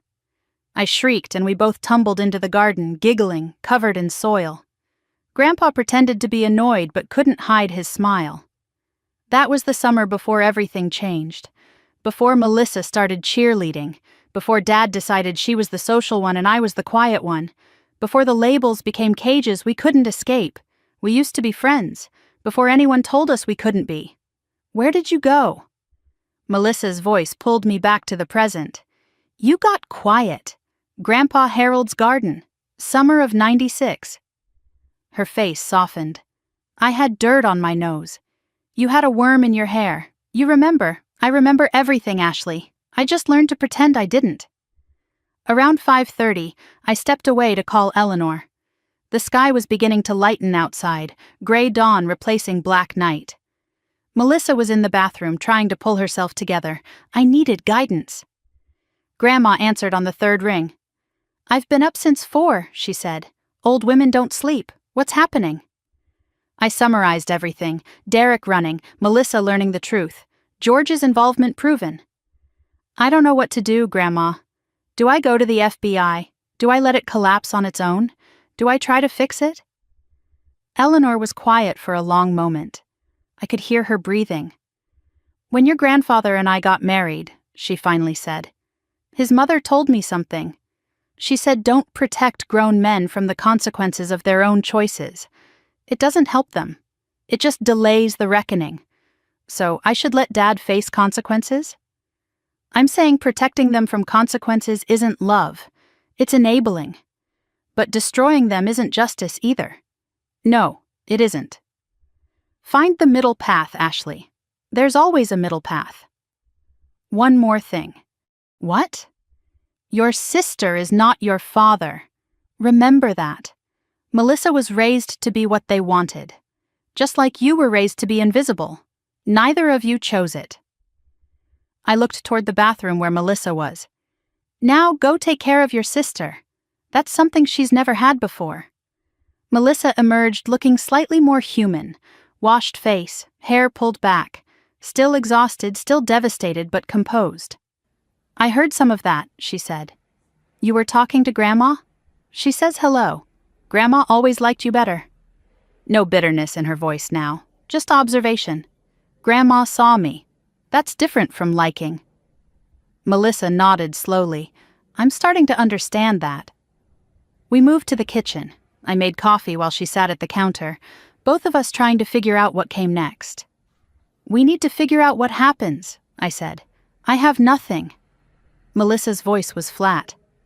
Derek emptied the joint account. The house has 2 mortgages. I have maybe $3,000 in my personal checking. Do you have a lawyer? For what? Divorce? Criminal defense? Bankruptcy? I don't even know which one I need first. All of them, probably. But divorce first. You need to legally separate yourself from Derek's crimes. I can't afford a lawyer. I can. She looked up sharply. I'm not asking you for money. I know, I'm offering. Why?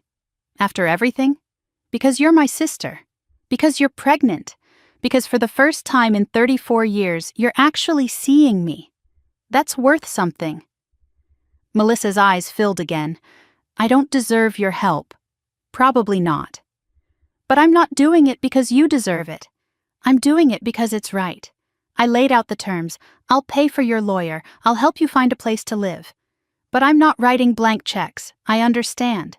I won't enable dependency. I've spent my whole life being used. I won't start a new pattern. What do you need from me? Honesty? Going forward? No more pretending? No more performing for Mom and Dad? Just truth. Melissa extended her hand. Deal. We shook, formal, strange, but real. The first honest agreement we had ever made. My phone rang at 9:47. Unknown number, I answered. Miss Whitfield?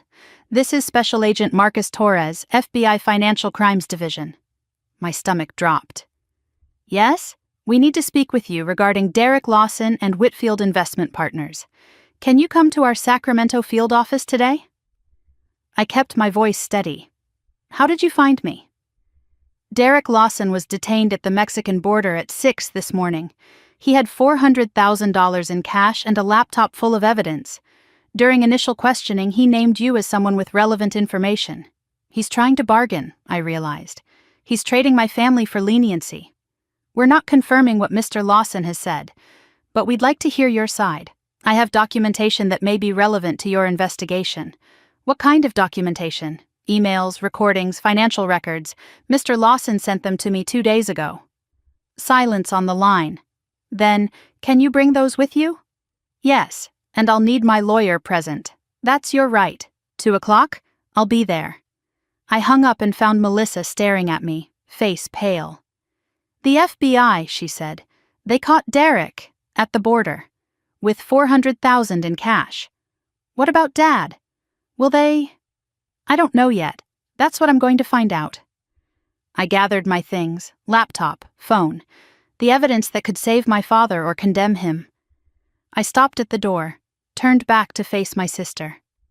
There's something else I haven't told you. What? I have evidence that Dad was Derek's partner, full partner. The FBI is going to want to see it. Melissa's face went white. If you show them that, Dad could go to prison. I know. So what are you going to do? I looked at her. Pregnant, abandoned, terrified. Looked at my phone with the FBI agent's number saved. Looked at my laptop holding 147 emails that could destroy my father or set him free depending on how I chose to use them. I'm going to tell the truth, I said, whatever that means. I walked out to my car. Behind me, Melissa stood in the doorway. 2 sisters, 1 truth, and a family about to face consequences 30 years in the making. The FBI Sacramento field office was a cold, gray building that looked exactly like what it was, a place where lives came apart. I arrived at 1:45 with Rebecca Chen beside me, laptop bag heavy on my shoulder. 147 emails, 23 recordings, 1 operating agreement. Evidence that could send my father to prison. Evidence I was about to hand over voluntarily. "Remember," Rebecca said as we crossed the parking lot, "answer what they ask. Don't volunteer extra. And if I squeeze your arm, stop talking." I nodded, but my mind was somewhere else. I still hadn't decided exactly what to say. I could give them everything. Let justice unfold however it would. I could give them only Derek's information, protect George, minimize his role. I could claim ignorance, pretend I didn't understand the full picture. But that last option was a felony, lying to federal agents, adding my own crimes to my father's. "You okay?" Rebecca asked. "No, but I'm here." The security line moved slowly. Badge check, metal detector, forms to fill out, the bureaucracy of destruction. In the waiting room, a woman sat crying quietly in a corner. Someone else's tragedy unfolding parallel to mine. I wondered how many families had been broken in rooms like this, wondered if mine was about to join them. The door opened and a man emerged, early 40s, tired eyes, the look of someone who had seen too much human weakness to be surprised by any of it. Agent Marcus Torres. He shook my hand with a firm grip. "Miss Whitfield, thank you for coming in. This way, please." He led us down a corridor lined with photographs of convicted criminals, men and women who had stolen, cheated, lied. I wondered if my father's face would hang here someday. The interview room was small and bare. A table, 4 chairs, a recording device in the corner, no windows. Torres sat across from us, opened a folder, and began. "Mr. Lawson was arrested this morning attempting to cross into Mexico. He had $400,000 in cash and a laptop containing extensive documentation of the fraud scheme he operated." I noted the phrasing. The fraud scheme he operated. They were building a case against Derek. The question was whether my father would be swept up in it. During initial questioning, Torres continued, "Mr. Lawson claimed you had documentation proving others were involved. Is that true?" I felt Rebecca's presence beside me. Steady, supportive. "I have documentation that Mr. Lawson sent me," I said carefully. "I haven't verified its authenticity." "But you have it?" "Yes." I placed my laptop on the table and opened the folder. "Mr. Lawson sent me these files on January 1st. He was attempting to blackmail me." "Blackmail you for what?" $2 million. "In exchange for his silence and disappearance." Torres's eyebrows rose. "And you have proof of this blackmail attempt?" I recorded our conversation. My lawyer advised it. Rebecca slid a USB drive across the table. The recording. And a transcript. Torres plugged the drive into his laptop, scrolled through the files. His expression shifted when he reached the operating agreement. "George Whitfield," he said. "That's your father?" "Yes. He's listed as an equal partner in this investment scheme." "Yes." "Did you know about his involvement before Mr. Lawson showed you this?" "No. I found out 2 days ago." Torres leaned back, studying me with new interest. "And you're sharing this information voluntarily, knowing it implicates your father. I'm sharing it because it's the truth. What you do with it is your decision." The question I had been dreading came next. "Miss Whitfield, do you have any reason to believe your father was the primary architect of this scheme? Or was he recruited by Mr. Lawson?" This was the moment. I could minimize George's role. Say Derek manipulated him. Paint my father as a victim instead of a participant. I could tell the full truth. The emails showing George's initiative, his coaching, his enthusiasm for the con. Rebecca's hand brushed my arm. Not a squeeze. Just presence. I took a breath and made my choice. "The emails suggest it was a partnership," I said, "but some of them show my father proposing strategies, coaching Mr. Lawson on how to recruit investors. The scheme may have been collaborative, but my father wasn't an innocent victim." The words hung in the air. I had just implicated my own father in a federal crime. There was no taking it back. Torres nodded slowly, making notes. "We appreciate your candor, Miss Whitfield. It's unusual. I'm not interested in protecting criminals, even if they're family, Even knowing this could result in federal charges against your father, especially knowing that the people he defrauded deserve justice. They trusted him. Rebecca intervened smoothly. Agent Torres, my client has cooperated fully and voluntarily. She's provided evidence she wasn't legally obligated to share. Is there anything else you need today? Torres closed his notebook. Not today, but we'll need a formal statement. And we may have follow-up questions as the investigation progresses. My client will cooperate fully. Torres stood and offered his hand. For what it's worth, Miss Whitfield, I've been doing this 20 years. Most people in your position try to protect their family at any cost. What you did today took courage. I shook his hand. It didn't feel like courage. It felt like the only option. Sometimes that's what courage is. As we gathered our things to leave, Torres added one more thing. We'll be reaching out to your father within the next few days. You may want to prepare him. Prepare him? Voluntary cooperation goes a long way in sentencing. If he comes to us before we come to him? The implication was clear. I understand. The drive to Sacramento felt longer than 3 hours. Rebecca had offered to come with me, but I declined. This is a family conversation, I told her. I need to do it alone. Alone in my car, the reality of what I had done settled over me like a weight.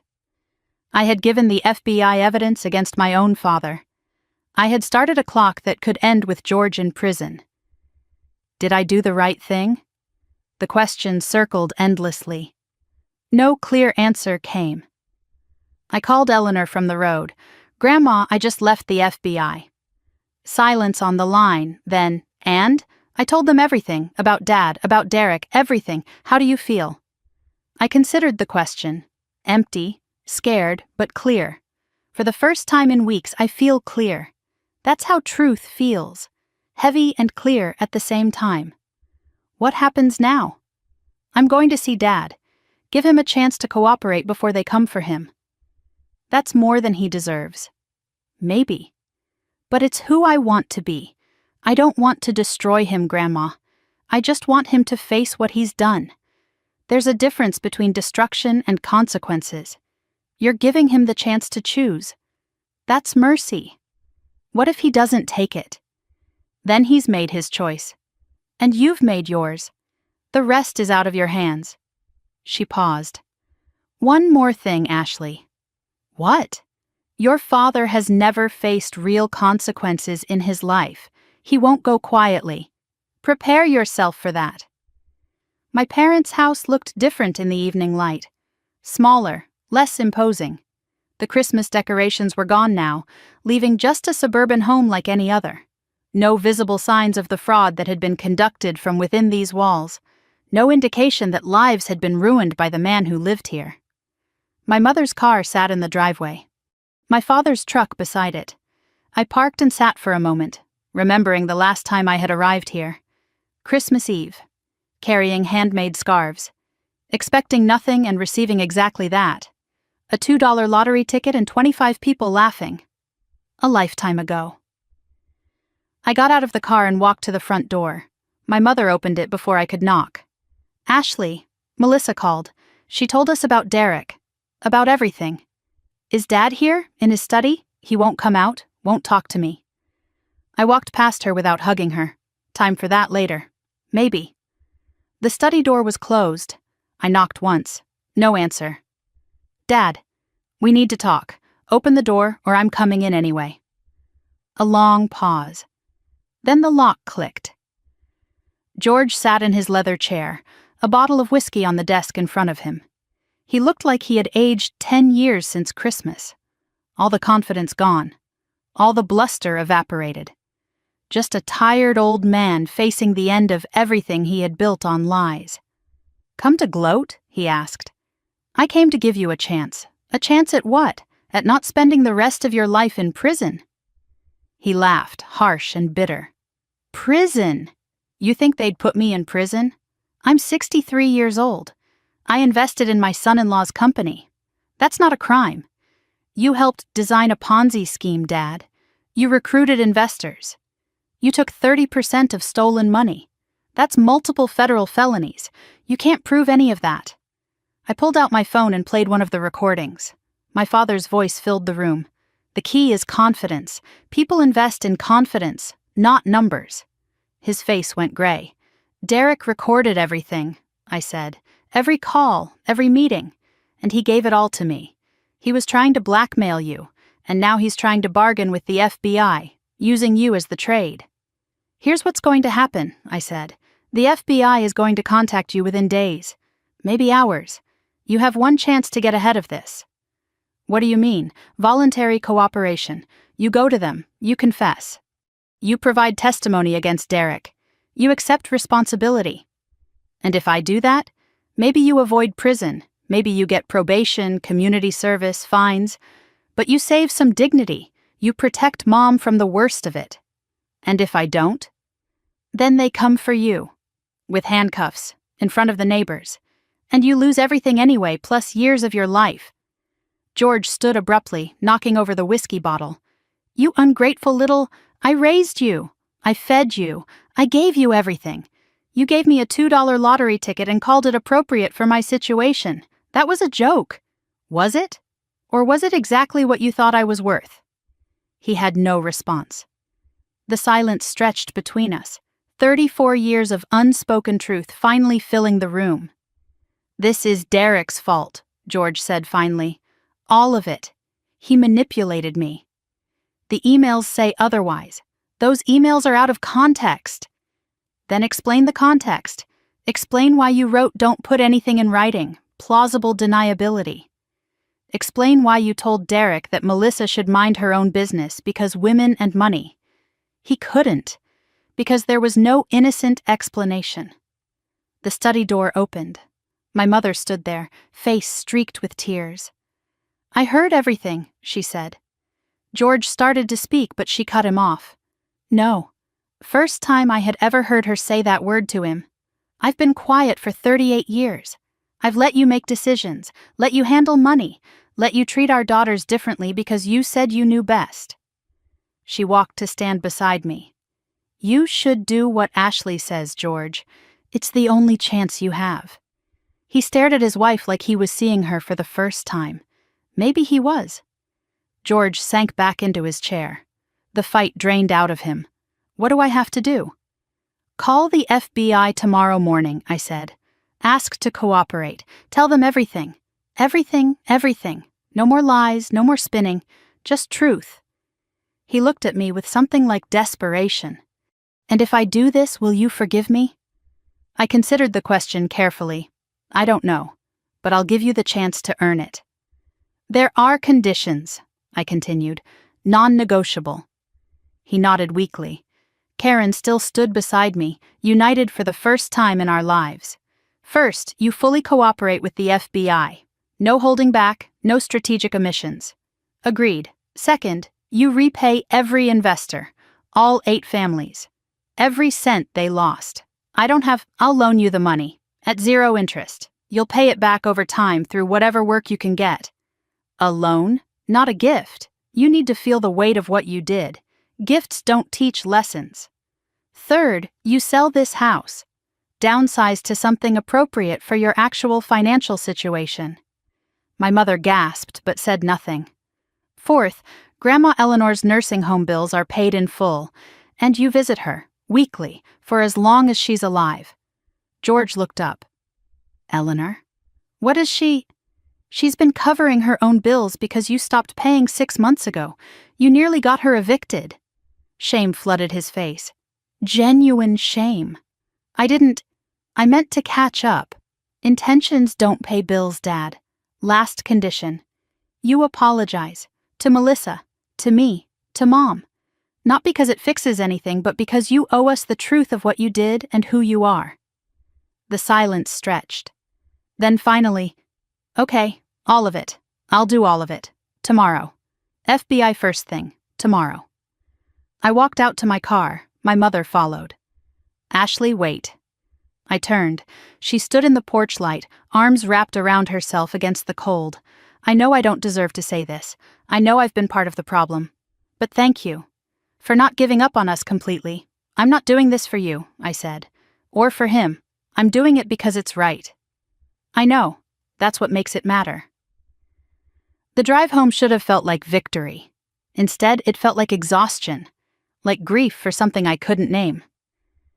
My phone buzzed as I merged onto the highway. George's number. I answered. I called them, he said. The FBI. I'm going in at 10 tomorrow morning. Good. Will you come with me? I closed my eyes. He didn't deserve my support. But maybe this wasn't about what he deserved. I'll be there. I hung up, drove another mile, and my phone buzzed again. A text from Marcus Chen, my boss at Google. Just saw the news. Call me when you can. News? What news? I pulled over and opened my browser. The headline hit me like a physical blow. Sacramento man linked to multi-million-dollar investment fraud. Father of recent lottery winner. My photo. My father's photo. Side by side. The story was out, and my two worlds had just collided. I sat on the highway shoulder, staring at my phone screen, reading the headline over and over. Sacramento man linked to multi-million-dollar investment fraud. Father of recent lottery winner. The article connected everything. My name, my employer, the lottery win, Derek's arrest, George's involvement, all of it laid bare for public consumption. The comments section was already filling with speculation and judgment. Someone named Karen from Ohio wrote, "The apple doesn't fall far from the tree." I wonder if she knew about Daddy's schemes all along. Another person called me a fraud enabler. Another suggested I had probably helped plan the whole thing. I scrolled past them, stomach churning, until I reached the end of the article. Then I read the whole thing again. The story had been posted at 6:45 that evening. Within 2 hours, it had been picked up by 3 major news outlets. By morning, it would be everywhere. My father's mugshot-style photo next to my professional headshot from Google. The lottery winner and the criminal, packaged together for maximum clicks. I put the phone down and gripped the steering wheel, breathed, counted to 10. Then pulled back onto the highway and kept driving. I had promised my father I would be at the FBI office in the morning. Whatever this news meant for my life, that promise still held.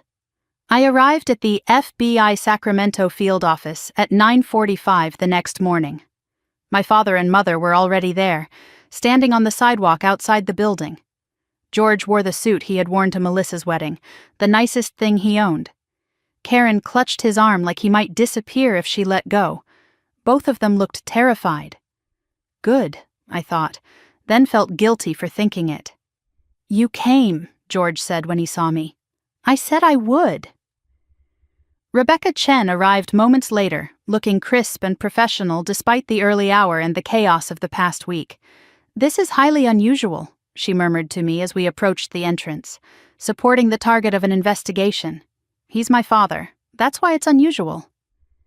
We walked into the building together, a family marching into the fire. Agent Torres met us in the lobby, his expression unreadable. "Miss Whitfield," he said with a nod. "Didn't expect to see you again so soon. I'm here to support my father, not to participate." He studied me for a moment, then turned to George. "Mr. Whitfield, if you'll come with me." George stood. His legs looked unsteady. He turned to look at me one last time. "Whatever happens," he said, "thank you for giving me this chance." I nodded. Couldn't speak. He disappeared through the security door and the waiting began. 3 hours passed. Karen paced the waiting room while I sat motionless, watching the clock. My phone buzzed constantly with news alerts and texts from numbers I didn't recognize. Reporters, probably. People who had somehow found my contact information. I turned the phone face down and tried to think about nothing. A text came through from Melissa, saw the news. "Are you okay?" I typed back. "With Dad at FBI. He's cooperating." Her response came immediately. "Good, call me when you can." The first supportive message I had ever received from my sister. Strange how crisis could reshape everything. At 1:15, the door opened.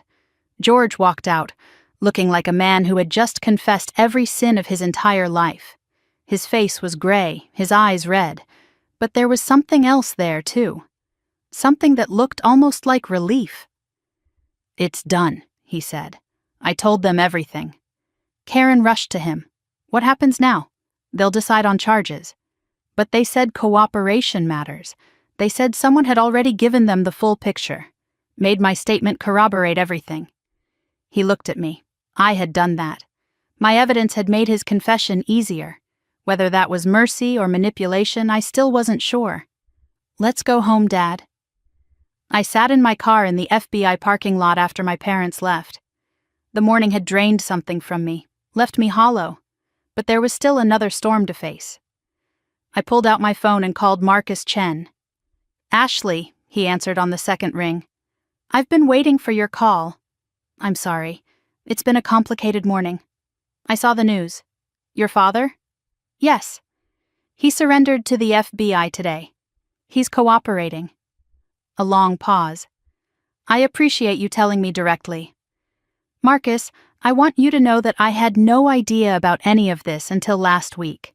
The fraud, the scheme, I only found out after Derek ran. I believe you. You do? Ashley, I've worked with you for 6 years. I know who you are.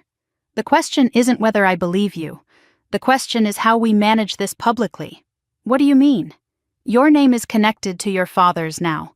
The lottery was already going to bring attention. This makes it complicated. Are you saying I should resign? I'm saying we need to talk. In person. Can you come in tomorrow? The infrastructure milestone. Can wait. Your career matters more right now. Tomorrow. My office. 9 o'clock. I'll be there. And Ashley? Whatever happens, you've done nothing wrong. Remember that. He hung up. Whatever happens. The phrase echoed in my mind for hours. I drove to Melissa's house instead of going home. I couldn't face my empty apartment. Couldn't face being alone with the headlines and the comments and the endless buzz of my phone. Melissa opened the door before I knocked. I was hoping you'd come. The house still showed signs of Derek's departure, but something had changed. Melissa had started cleaning, organizing, trash bags by the door filled with his belongings, boxes stacked in the hallway. She was reclaiming her space. I couldn't sleep last night, she explained. So I started throwing out his things. Felt good, like exorcising a demon. She made pasta for dinner. Simple, nothing fancy. It's all I know how to cook, she admitted. Derek always handled everything. We ate in the kitchen, no formal dining room, like regular people instead of the polished family we had always pretended to be. First meal we had shared alone in more than a decade. Melissa set down her fork midway through and looked at me. I've been thinking about what you said, about learning to do things alone. I waited. I was so scared of being alone that I ignored every red flag, every lie, every time he made me feel small. You're not alone now. That's the crazy part. She laughed, but there were tears in it. I feel less alone now than I did when I was married. Something shifted in her expression then. A door opening that had been locked for years. There's something I never told anyone, she said. I set down my own fork, waited. Last year, before Thanksgiving, Derek and I had a fight about money. I questioned one of his business expenses. Her hand trembled against the table. He hit me, just once, backhanded me across the face. My blood went cold. Melissa. I told myself it was an accident, that he was stressed, that it would never happen again. Did it? No. But the threat was always there, in his eyes, in the way he looked at me when I asked questions. Tears streamed down her face now. I was so ashamed. The golden child with the perfect marriage. I couldn't let anyone know it was all fake. I moved to her side of the table and held her. It's not your fault, I said. None of this is your fault. We stayed like that for a long time. Two sisters who had been strangers for 30 years, finally finding each other in the wreckage. We moved to the living room eventually. Wine and blankets like a sleepover from childhood. Like the childhood we should have had but didn't. Melissa talked about the pressure of being the favorite. Every time Dad praised me, she said, I felt relief that it wasn't me being dismissed. But I also felt sick. Because I knew what he was doing to you. Why didn't you ever say anything? I was terrified of losing my place. If I defended you, Maybe they'd start treating me like you. I let that honesty sit between us. It was brutal. It was also true. That's honest, I finally said. I'm done lying. Even to myself. Do you know what it was like? I asked her, growing up invisible in my own family. She shook her head. I convinced myself I didn't need them. Built walls so high no one could hurt me. But the walls kept everyone out, even people who might have loved me. You never dated. Never brought anyone home. How could I? I didn't trust anyone. If my own family couldn't see my value, why would a stranger? She reached for my hand. I'm sorry. For all of it. The jokes, the favoritism, the lottery ticket, everything. I know. Do you forgive me? I'm working on it. That's all I can promise right now. That's enough. That's more than I deserve. Melissa went to a bookshelf and returned with an old photo album. I found this while cleaning. Thought you might want to see. Pages of childhood photos. 2 little girls in matching dresses. Building sandcastles at the beach. Blowing out birthday candles together. Arms around each other, grinning at the camera. We used to be friends, I whispered. We can be again, if you'll let me. I turned a page and found a photo I had never seen. Me and Melissa with Grandpa Harold. His garden. Summer sun. His handwriting on the back.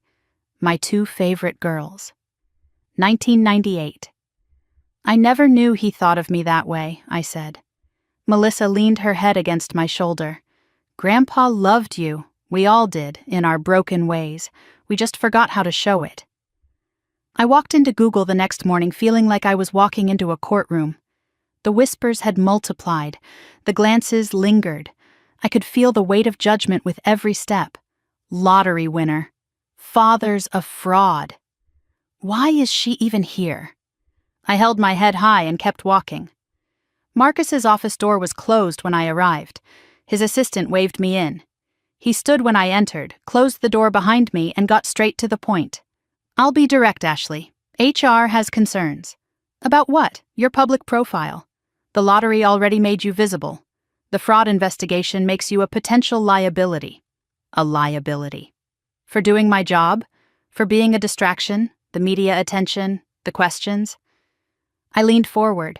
Marcus, I've worked here 6 years. I've led projects that saved this company millions. The infrastructure milestone we just hit? That was me, my team. I know, I didn't commit fraud. I didn't steal anything. I found out my father was a criminal, and I reported him to the FBI myself. I know that too. Then what exactly is the problem? The problem is perception. And I'm not the one you need to convince. Then who? The VP of Engineering wants to meet with you. Tomorrow. He's concerned about optics. Marcus's support came without hesitation. For what it's worth, I told him you're the best program manager I've ever worked with. And I'll say it again tomorrow. Thank you. Don't thank me yet. Just be prepared. They may offer you a leave of absence. Paid. Until this blows over. And if I refuse, let's hope it doesn't come to that. The week that followed blurred together in a haze of meetings and negotiations and small victories. The VP meeting happened. I defended myself with data, with metrics, with 6 years of results that spoke louder than any headline. The outcome, no leave of absence, but reduced visibility. Kept off public-facing projects until the situation stabilized. It stung, but I still had my job, for now. George's situation moved forward. Federal charges were filed, wire fraud, securities fraud, conspiracy. But with his full cooperation, prosecutors recommended probation over prison. Sentencing hearing scheduled for March. He started attending meetings. Not AA, he didn't have a drinking problem, but something similar for people who needed structure and accountability. Small steps, uncertain progress. Melissa filed for divorce. I paid the retainer for her lawyer, but nothing else. She moved into a small apartment in San Jose near me, started looking for jobs. It's humbling, she admitted. I don't know what I'm qualified for. You're qualified to figure it out. I moved Eleanor to a better facility, Seaside Memory Care in Carmel, ocean view, garden, the kind of place she deserved. "You're spending too much on me," she protested. "I'm spending exactly enough." On January 10th, I checked my mail for the first time in days. Bills, junk, charity requests, and one envelope that made me stop breathing. Thick, cream-colored, official letterhead, National Association of Technology Innovation. I opened it with trembling hands. "Dear Miss Whitfield, we are pleased to inform you that you have been selected as a recipient of the National Technology Achievement Award for your leadership in critical infrastructure protection." I read it 3 times. The ceremony would be held in Washington, D.C., nationally televised, black tie. My infrastructure project, the one that had kept systems running when everything else was falling apart, had been nominated by Marcus Chen. This award went to industry leaders, CEOs, founders, visionaries, not glorified secretaries, not invisible daughters, not women whose fathers called their work unimportant. I picked up my phone and called Melissa. I got invited to an award ceremony, National Technology Achievement. It'll be on TV. "Oh my God, Ashley, that's incredible. I want you to come." "Mom too, and Dad, if he can get permission to travel." A pause. "Are you sure? They've never seen what I actually do, who I actually am." It's time they did. I called Eleanor next. "Grandma, how do you feel about a trip to Washington?" Her laugh came through the phone, warm and proud. "Child, I've been waiting 70 years to see you shine. I wouldn't miss it for the world." I looked at the invitation in my hand. Not revenge, not proof, just truth. It was time for my family to see who I really was, and this time, the whole country would be watching. I woke in a hotel room I didn't recognize. 14-foot ceilings, crystal chandelier, windows overlooking the Washington Monument, the Willard Intercontinental, blocks from the White House, where presidents had stayed and history had been made. For a moment I couldn't remember why I was there. Then it hit me. Today was the day. February 15th, the National Technology Achievement Awards. The ceremony that would be broadcast to millions of people across the country. The night my family would finally see who I really was. I lay there watching morning light creep across the ceiling, thinking about everything that had led to this moment. 6 weeks since Christmas. 6 weeks since a $2 lottery ticket and 25 people laughing. 6 weeks since my world collapsed and rebuilt itself into something I barely recognized. My dress hung in the closet. Deep navy, elegant, powerful. I had chosen it myself, no stylist, no consultant. I had spent 34 years being dressed by other people's expectations. Not today. I checked my phone. Messages had accumulated overnight. Melissa, who had arrived yesterday with the rest of the family, can't sleep, too excited. Is that weird? My mother, in a separate room down the hall. "Good morning, sweetheart. So proud of you." Marcus Chen. "See you tonight. You've earned this." Nothing from my father. George had arrived the day before with special court permission, his first time leaving California since the arrest. He hadn't spoken to me since we landed. I didn't know what that silence meant. Maybe he didn't either. I played Eleanor's voicemail next. She had left it at 5 a.m, unable to sleep. "Couldn't sleep either," her voice said through the phone. "Old women and their thoughts. I want you to know something, child. Whatever happens tonight, you've already won. You won the day you stopped waiting for them to see you. The award is just the world catching up. I love you. Go shine." I played it twice, saved it to a folder I would keep forever. Then I got up and started preparing for the most important night of my life. Brunch was at 11 in the hotel restaurant, a private table in the corner, away from prying eyes. Eleanor arrived first, pushed in her wheelchair by an attendant I had hired for the trip. She wore a new outfit I had bought her, emerald green, that brought out the fire still burning in her eyes despite her 91 years. "You look beautiful, Grandma." "You're biased," she said, but smiled. My mother came next, wearing a blue dress I recognized from 20 years of family photos. "It's my lucky dress," she explained when she caught me looking. She had worn it to every important occasion for as long as I could remember. Melissa arrived last, pregnancy showing now at 6 months. She practically glowed, despite everything, or maybe because of everything, new life growing even as the old life crumbled around her. Then George appeared. He stood at the edge of our table, uncertain of his place, the patriarch who had lost his throne. He wore a suit I didn't recognize, probably borrowed or rented, since most of his good clothes had been sold along with the house. He looked smaller than I remembered, older, but also somehow clearer, like a man who had finally stopped pretending. We sat together, this broken, reassembling family, and tried to make conversation. Karen talked about the flight, the hotel, how she had never been to Washington before. Melissa shared that the baby had kicked that morning, the first time she had felt it. Eleanor watched everything with sharp eyes, missing nothing. George remained quiet, picking at his food, glancing at me when he thought I wasn't looking. The waiter approached. "Can I get you anything else, Miss Whitfield?" The name landed differently here. In Sacramento, Whitfield had always meant George's car dealership, his reputation, his family. In Washington, Whitfield meant me, my achievement, my recognition. I saw my father flinch at the shift. I pretended not to notice. Finally, George spoke. "Ashley, I don't know what to say. You don't have to say anything, Dad. But I want to. I just don't have the words. Maybe they'll come. Give it time." He nodded, grateful for the grace I wasn't sure I felt. We finished brunch in something approaching peace. Not reconciliation, not yet. But perhaps the first steps toward something none of us could name. I returned to my suite to prepare. Hair appointment at 1, makeup at 2. The ceremony started at 6. 4 hours to transform into the woman the world would see tonight. I was brushing my teeth when a knock came at the door. Melissa stood in the hallway, still in her casual clothes. "Can I help you get ready?" The question surprised me. We had never done this before, never shared the rituals that sisters were supposed to share. I stepped aside and let her in.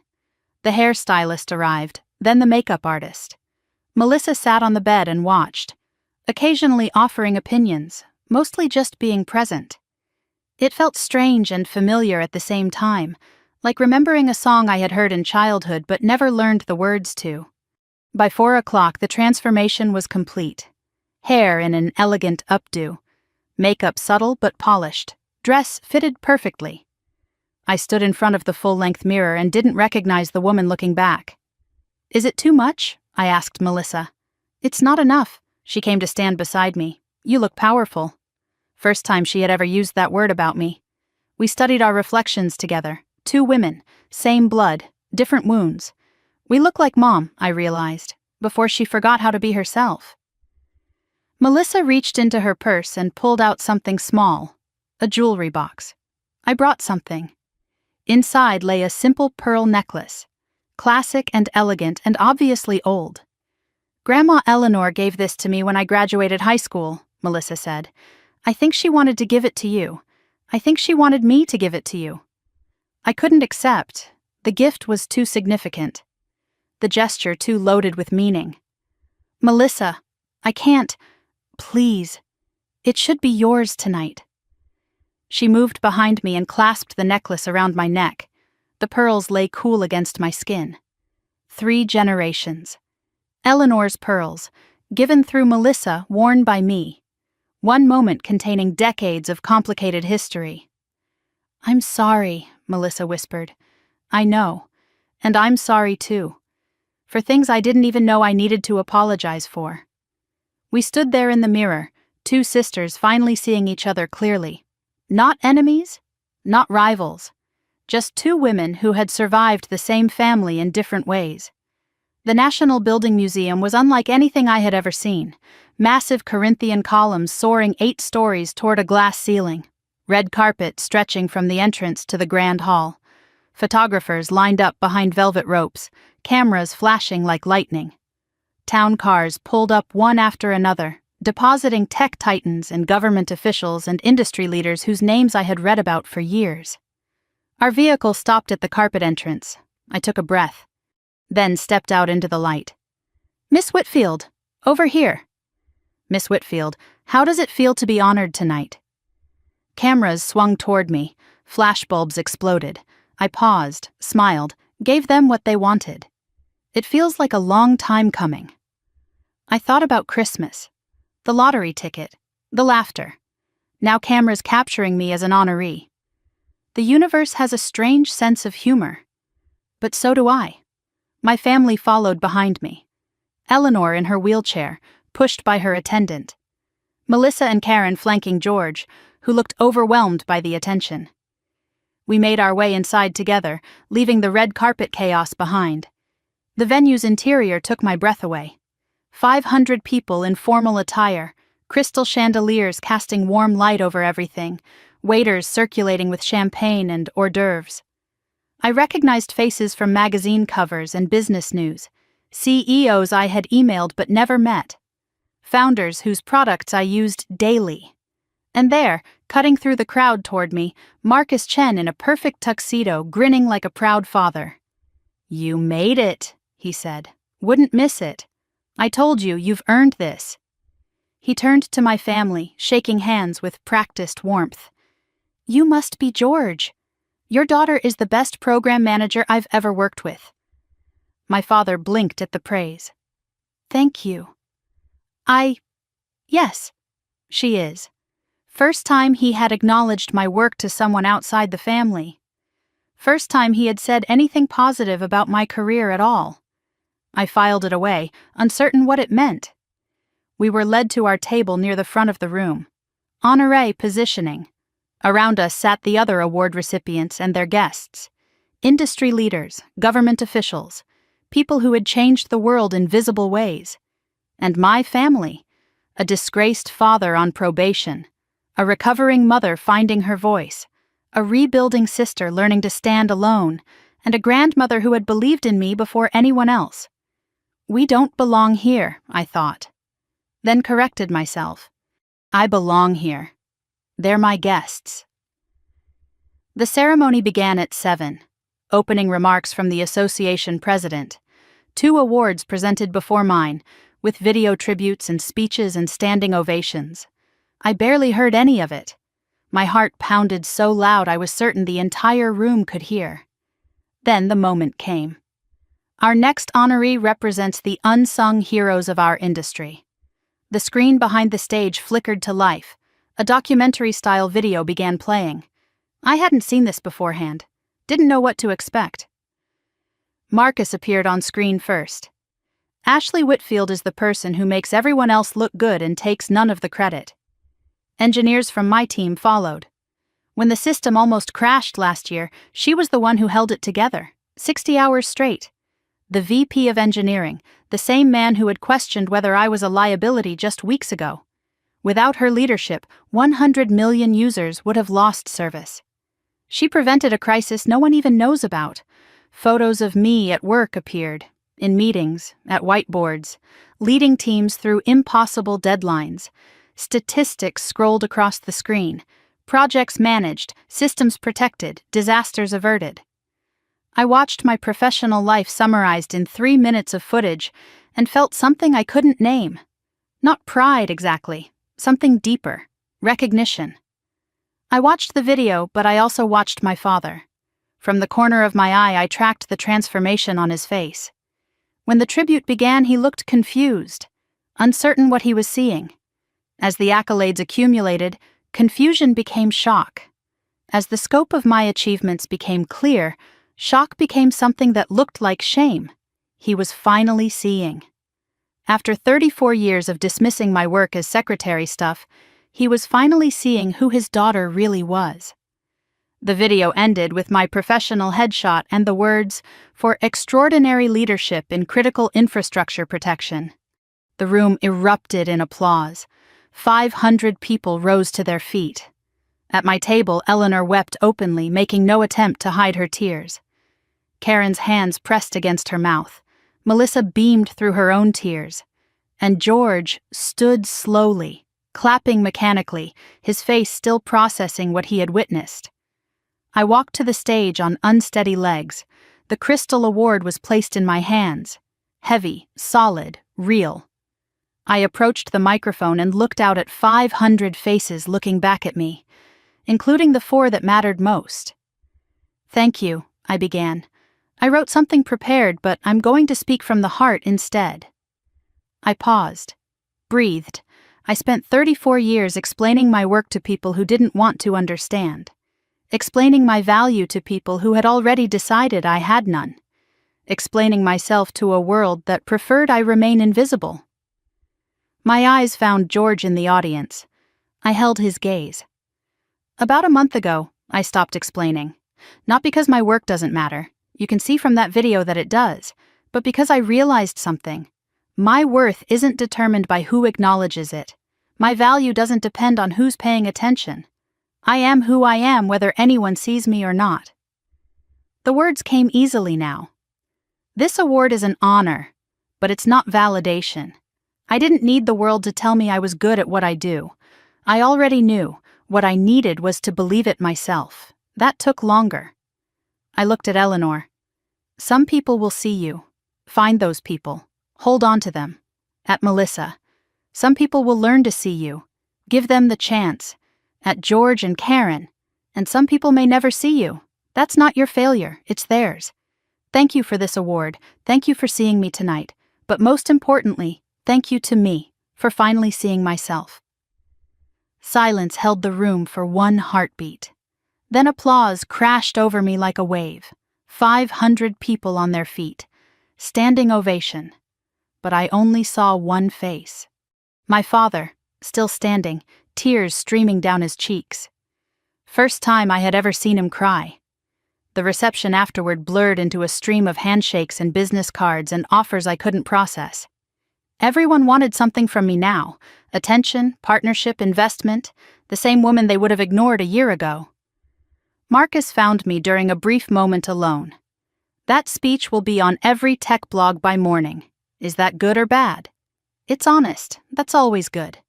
"Thank you, Marcus, for nominating me, for believing in me. I didn't nominate you because I believe in you. I nominated you because you earned it. There's a difference." He disappeared into the crowd. I moved through the reception like a sleepwalker, shaking hands, accepting praise, counting the minutes until I could escape. A man approached my father near the bar. I recognized him immediately, the CEO of one of the largest tech companies in the world. "Excuse me," he said to George, "you're at the Whitfield table. Are you Ashley Whitfield's father?"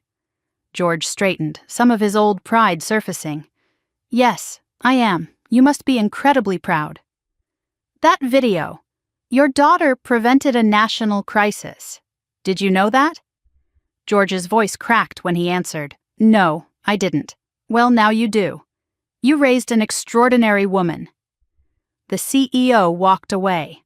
George stood alone, drink untouched, staring at the floor.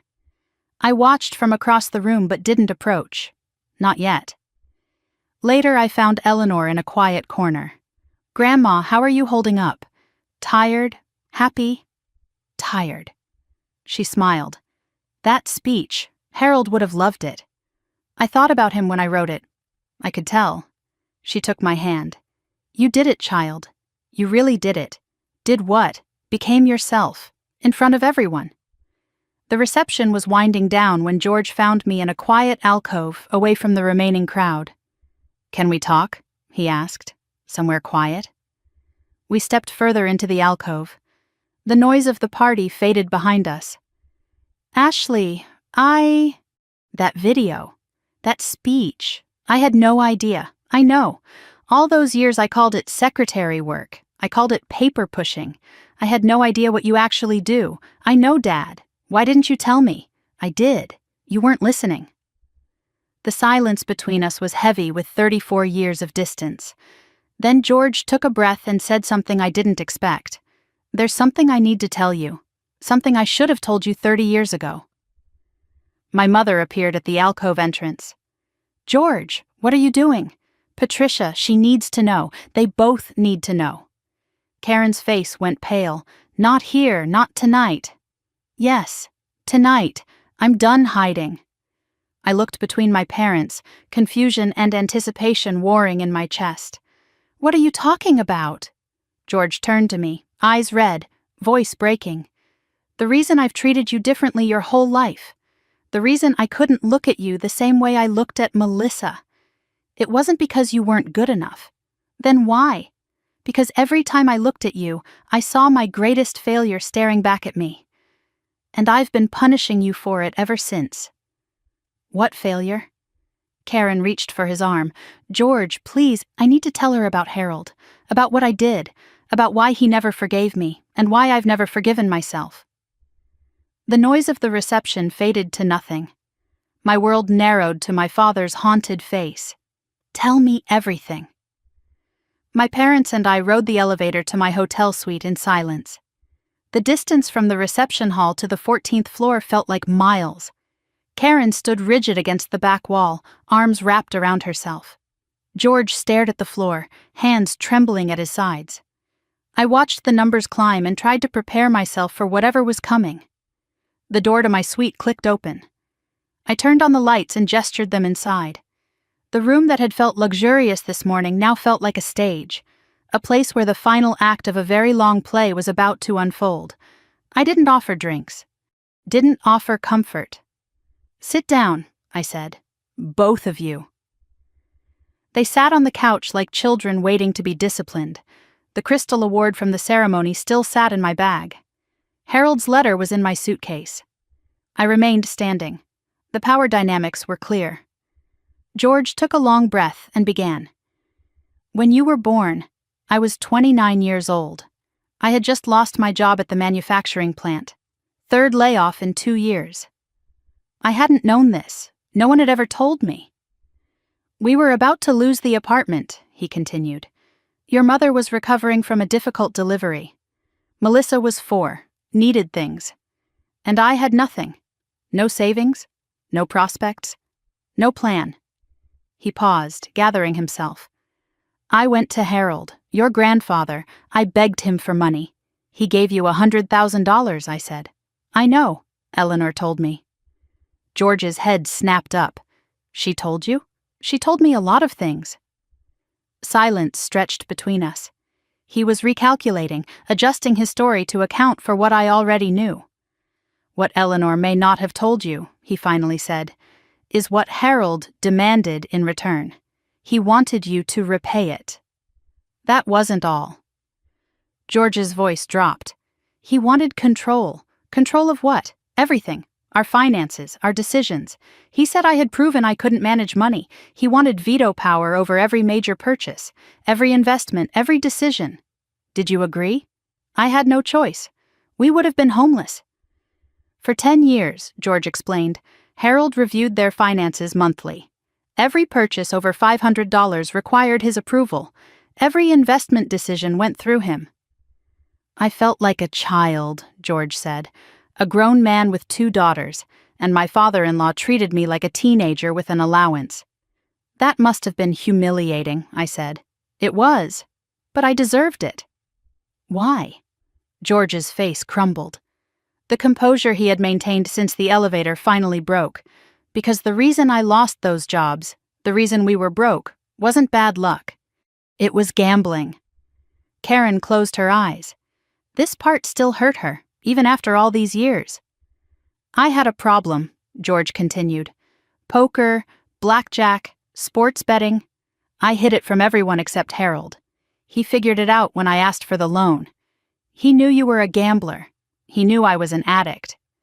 That's why he insisted on the controls. He was protecting his daughter and grandchildren from me. The words hung in the air. My father, the confident patriarch, the man who had dismissed my achievements my entire life, was a gambling addict who had nearly destroyed his family before I could even remember. George looked at me directly for the first time since we entered the room. You were born 6 weeks after I made that deal with Harold, and from the moment you could walk, you were his shadow. I remember, I said. He taught me to garden, to read, to love quiet things. You were exactly like him. Quiet, watchful, smart in ways I couldn't understand. And that bothered you. It terrified me. Every time I looked at you, I saw him, judging me, knowing I was a failure, knowing I would never be good enough. So you hated me. I didn't hate you. I just couldn't love you the way you deserved. Every accomplishment of yours reminded me of him. Every success was proof that you were his, not mine. Something cracked inside me, not my heart breaking, something else, understanding forming. I couldn't hate Harold, George continued. He saved us. I couldn't hate your mother. She had given up everything to stay with me. So you transferred it onto me. I transferred it onto you. And I've been doing it for 34 years. I turned to my mother. You knew all this? Karen nodded, tears streaming down her face. I knew. I've always known.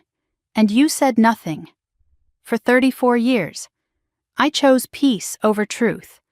I thought if I kept things smooth, eventually it would get better. It never got better. No, it got worse. And by the time I realized, I didn't know how to stop it. She took a shaky breath. When you were 10, your father wanted to leave. The words hit like a physical blow. Leave? Divorce? He said he couldn't stand living under Harold's shadow anymore. Couldn't stand looking at you and seeing his own shame. What stopped him? Karen's voice broke. I begged. I told him the girls needed their father. I told him we could make it work. And the price was what? I stopped defending you. I stopped pointing out how unfair he was being. I let him treat you however he wanted as long as he stayed. The room spun slightly. My mother had traded my well-being for her marriage. You sacrificed me. I sacrificed all of us. I just didn't see it then. Did Melissa know? Melissa was the compensation. The more your father pulled away from you, the more he invested in her. I let it happen because at least one of my daughters had his love. You made her the golden child to balance out making me the scapegoat. Karen nodded, sobbing. I'm so sorry. I'm so sorry. I walked to the window. The Washington Monument glowed white against the night sky. The same city where I had just received a national award. The same night I was learning that my entire childhood had been shaped by my father's gambling addiction and my mother's cowardice. I could rage. I could scream. I could throw them out of this room and never speak to them again. I didn't do any of those things. Something Harold had written in his letter came back to me. Don't let it harden your heart, but don't let it make you small either. I turned back to my parents. Both watched me, terrified of what I might say. Thank you for telling me. George's voice was raw. That's all you have to say? What do you want me to say? That I forgive you? I don't know if I can. That I understand? I'm trying to. That this changes everything? It doesn't. What happened, happened. Knowing why doesn't undo it. But I will say this. You've both spent 34 years carrying this secret. That must have been exhausting. It was, Karen whispered. I'm not going to carry it for you. The shame is yours. The guilt is yours. I'm done being the container for everyone else's pain. George looked up at me. What does that mean? It means I'm not your redemption project. You want forgiveness? Earn it. Not from me, from yourselves. I went to my suitcase and pulled out Harold's letter, the one he had left with the bonds, the one Eleanor had given me on New Year's Eve. There's something you should see, I said. I handed it to George. Harold left me this, along with bonds worth $150,000. His hands trembled as he unfolded the paper. I watched his face as he read. The quiet ones see everything. I've watched you grow, watched how they overlook you. This money is yours. I didn't tell your father because he would have found a way to spend it. George's face contorted as he reached the end. He knew, he said. He always knew what I was doing to you. And he protected me anyway, even after death. George set the letter down and covered his face with both hands. The sobs that came were not quiet tears. They were body-shaking grief, decades of shame finally breaking through. He loved me, George said through his hands. Despite everything I did, he still loved me. He gave me the loan. He saved our family. He did. And I repaid him by destroying his granddaughter's childhood. You didn't destroy me, Dad. You delayed me. But I'm here now. George looked up, face ravaged by emotion. How can you say that? After everything? Because I'm not you. I don't need to break things to feel whole. Karen picked up the letter next. Read it slowly. He mentions George by name, she said quietly.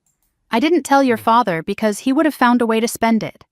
Harold knew exactly who George was, and he still chose to help. He didn't do it for George. He did it for us. For you girls.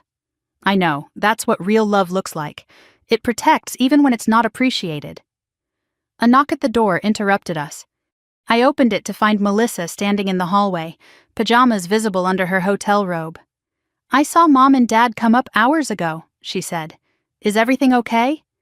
I looked back at my parents, both wrecked and exhausted from the weight of confession.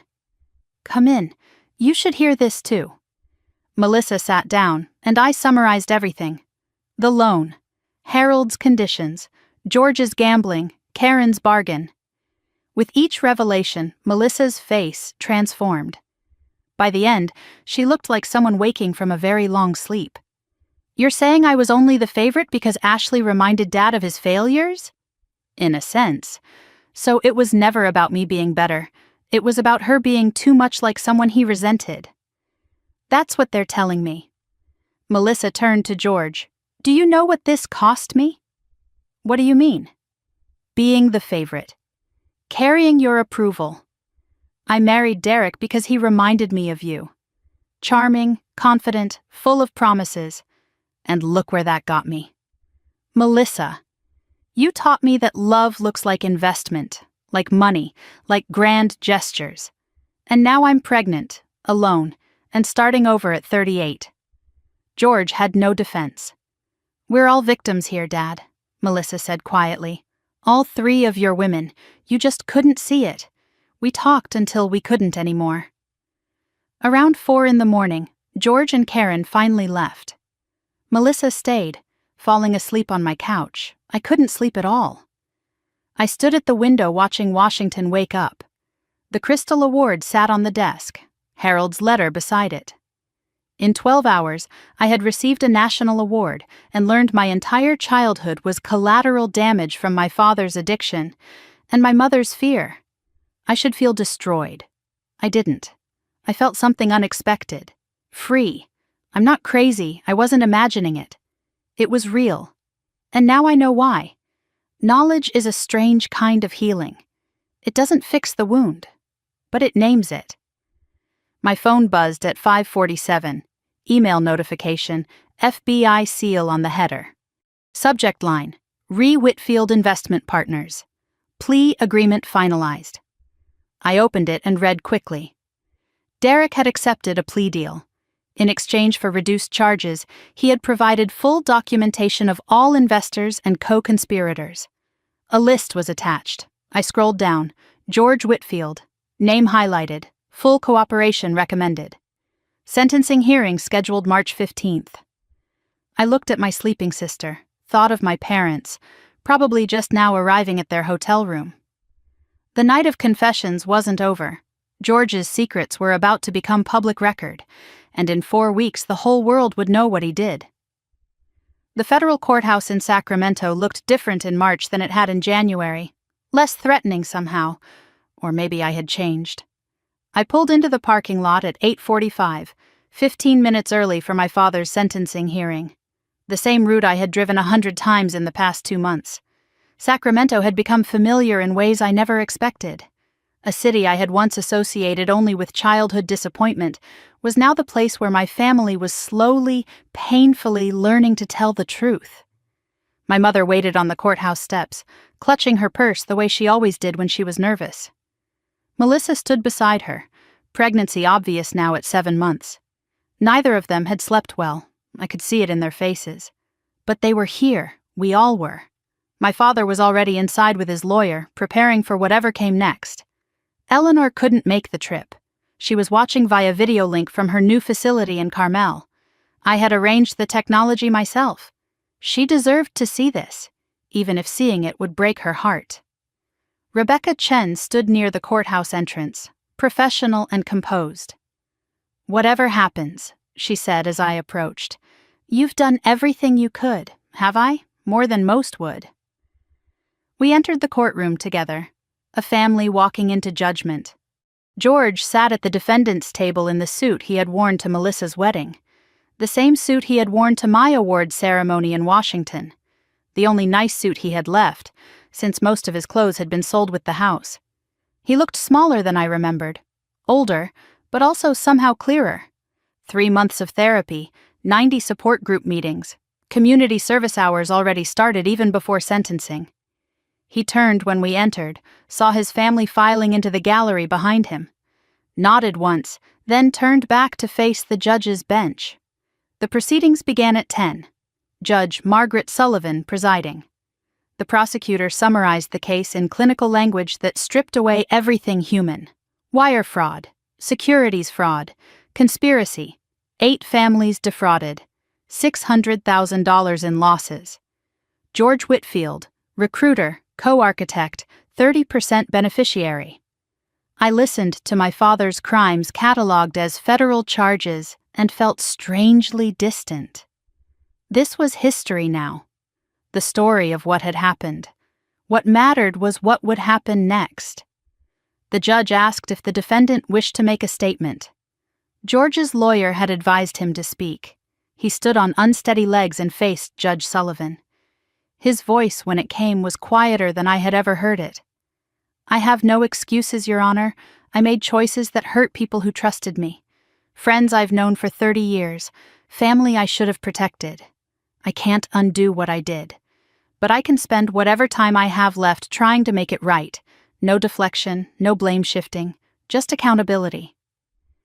He disclosed the gambling addiction that had started everything, the therapy he had committed to, the restitution already begun, full acceptance of responsibility. I watched my father do something I had never seen him do before, take ownership of his failures without trying to minimize them. The prosecutor stood next. "The government acknowledges Mr. Whitfield's full cooperation," she said. "His testimony was instrumental in securing Mr. Lawson's conviction. His immediate restitution efforts have been unusually thorough. I knew what that meant. My money, the investor repayment fund I had established. Every cent returned to every family George had recruited.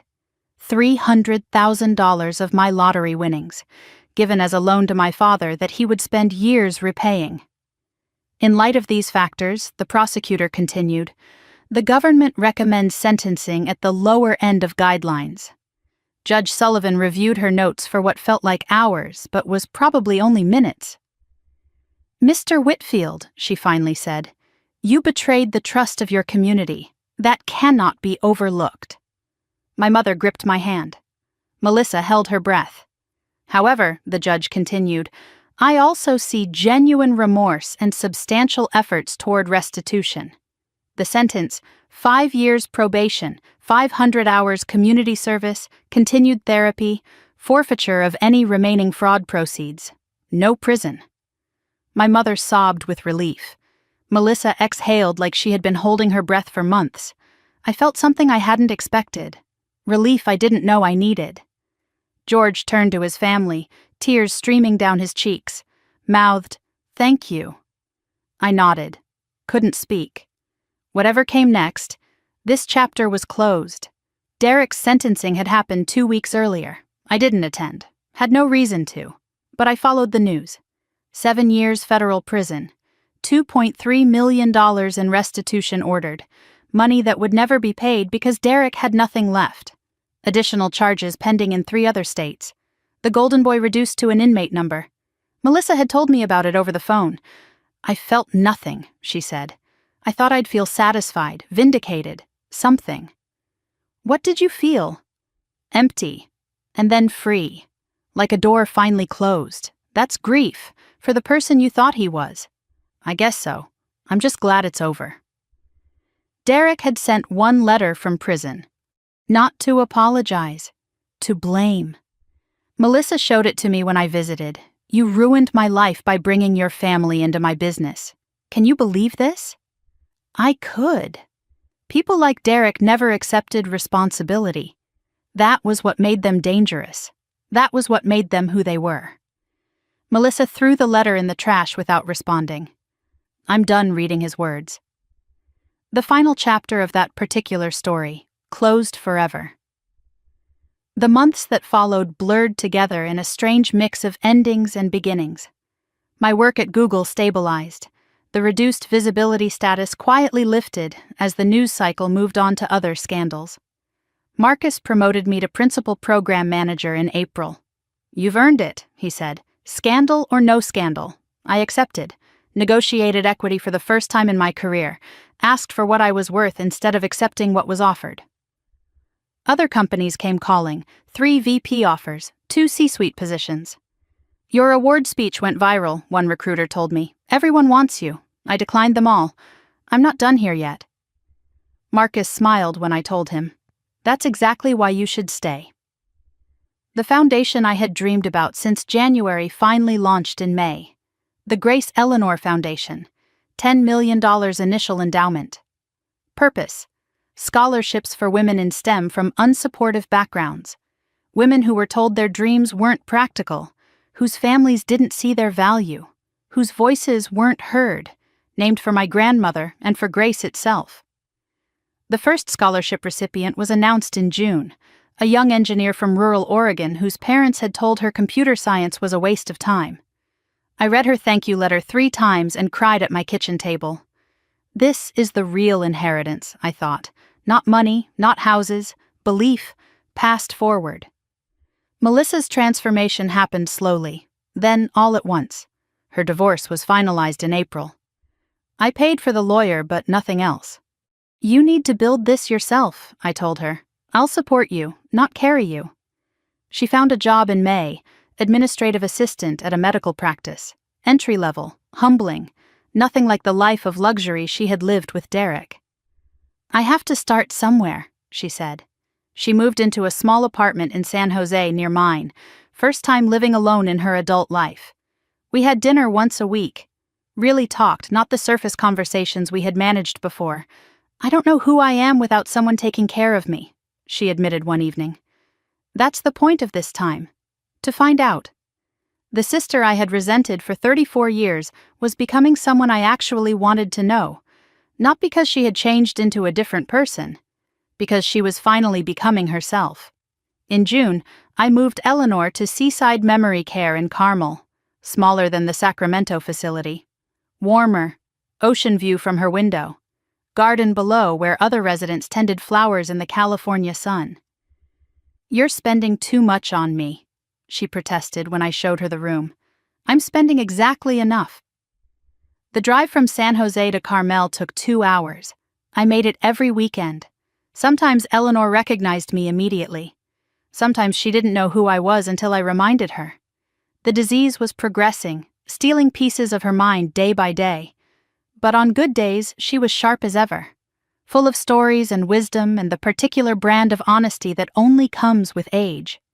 "It looks like Harold's garden," she said on her first day in the new room, looking out the window at the flowers below. "That's why I chose it." Tears she rarely showed slid down her weathered cheeks. "I don't have long, child. You know that. I know. But whatever time you have will be beautiful. It already is. Because of you." On another visit, she told me George had come to see her. "Your father came yesterday," she said. "Did he?" Cried the whole time, apologized for things I'd forgotten he'd done. How did that feel? Like watching a man finally grow up. At 63. She paused. Better late than never, I suppose. September arrived with a heat wave that broke the day before my housewarming party. I had bought a house in spring, modest by lottery winner standards. 3 bedrooms, small yard, tucked into the hills above San Jose. Not a mansion, not a statement, just a home. The first home that was truly mine.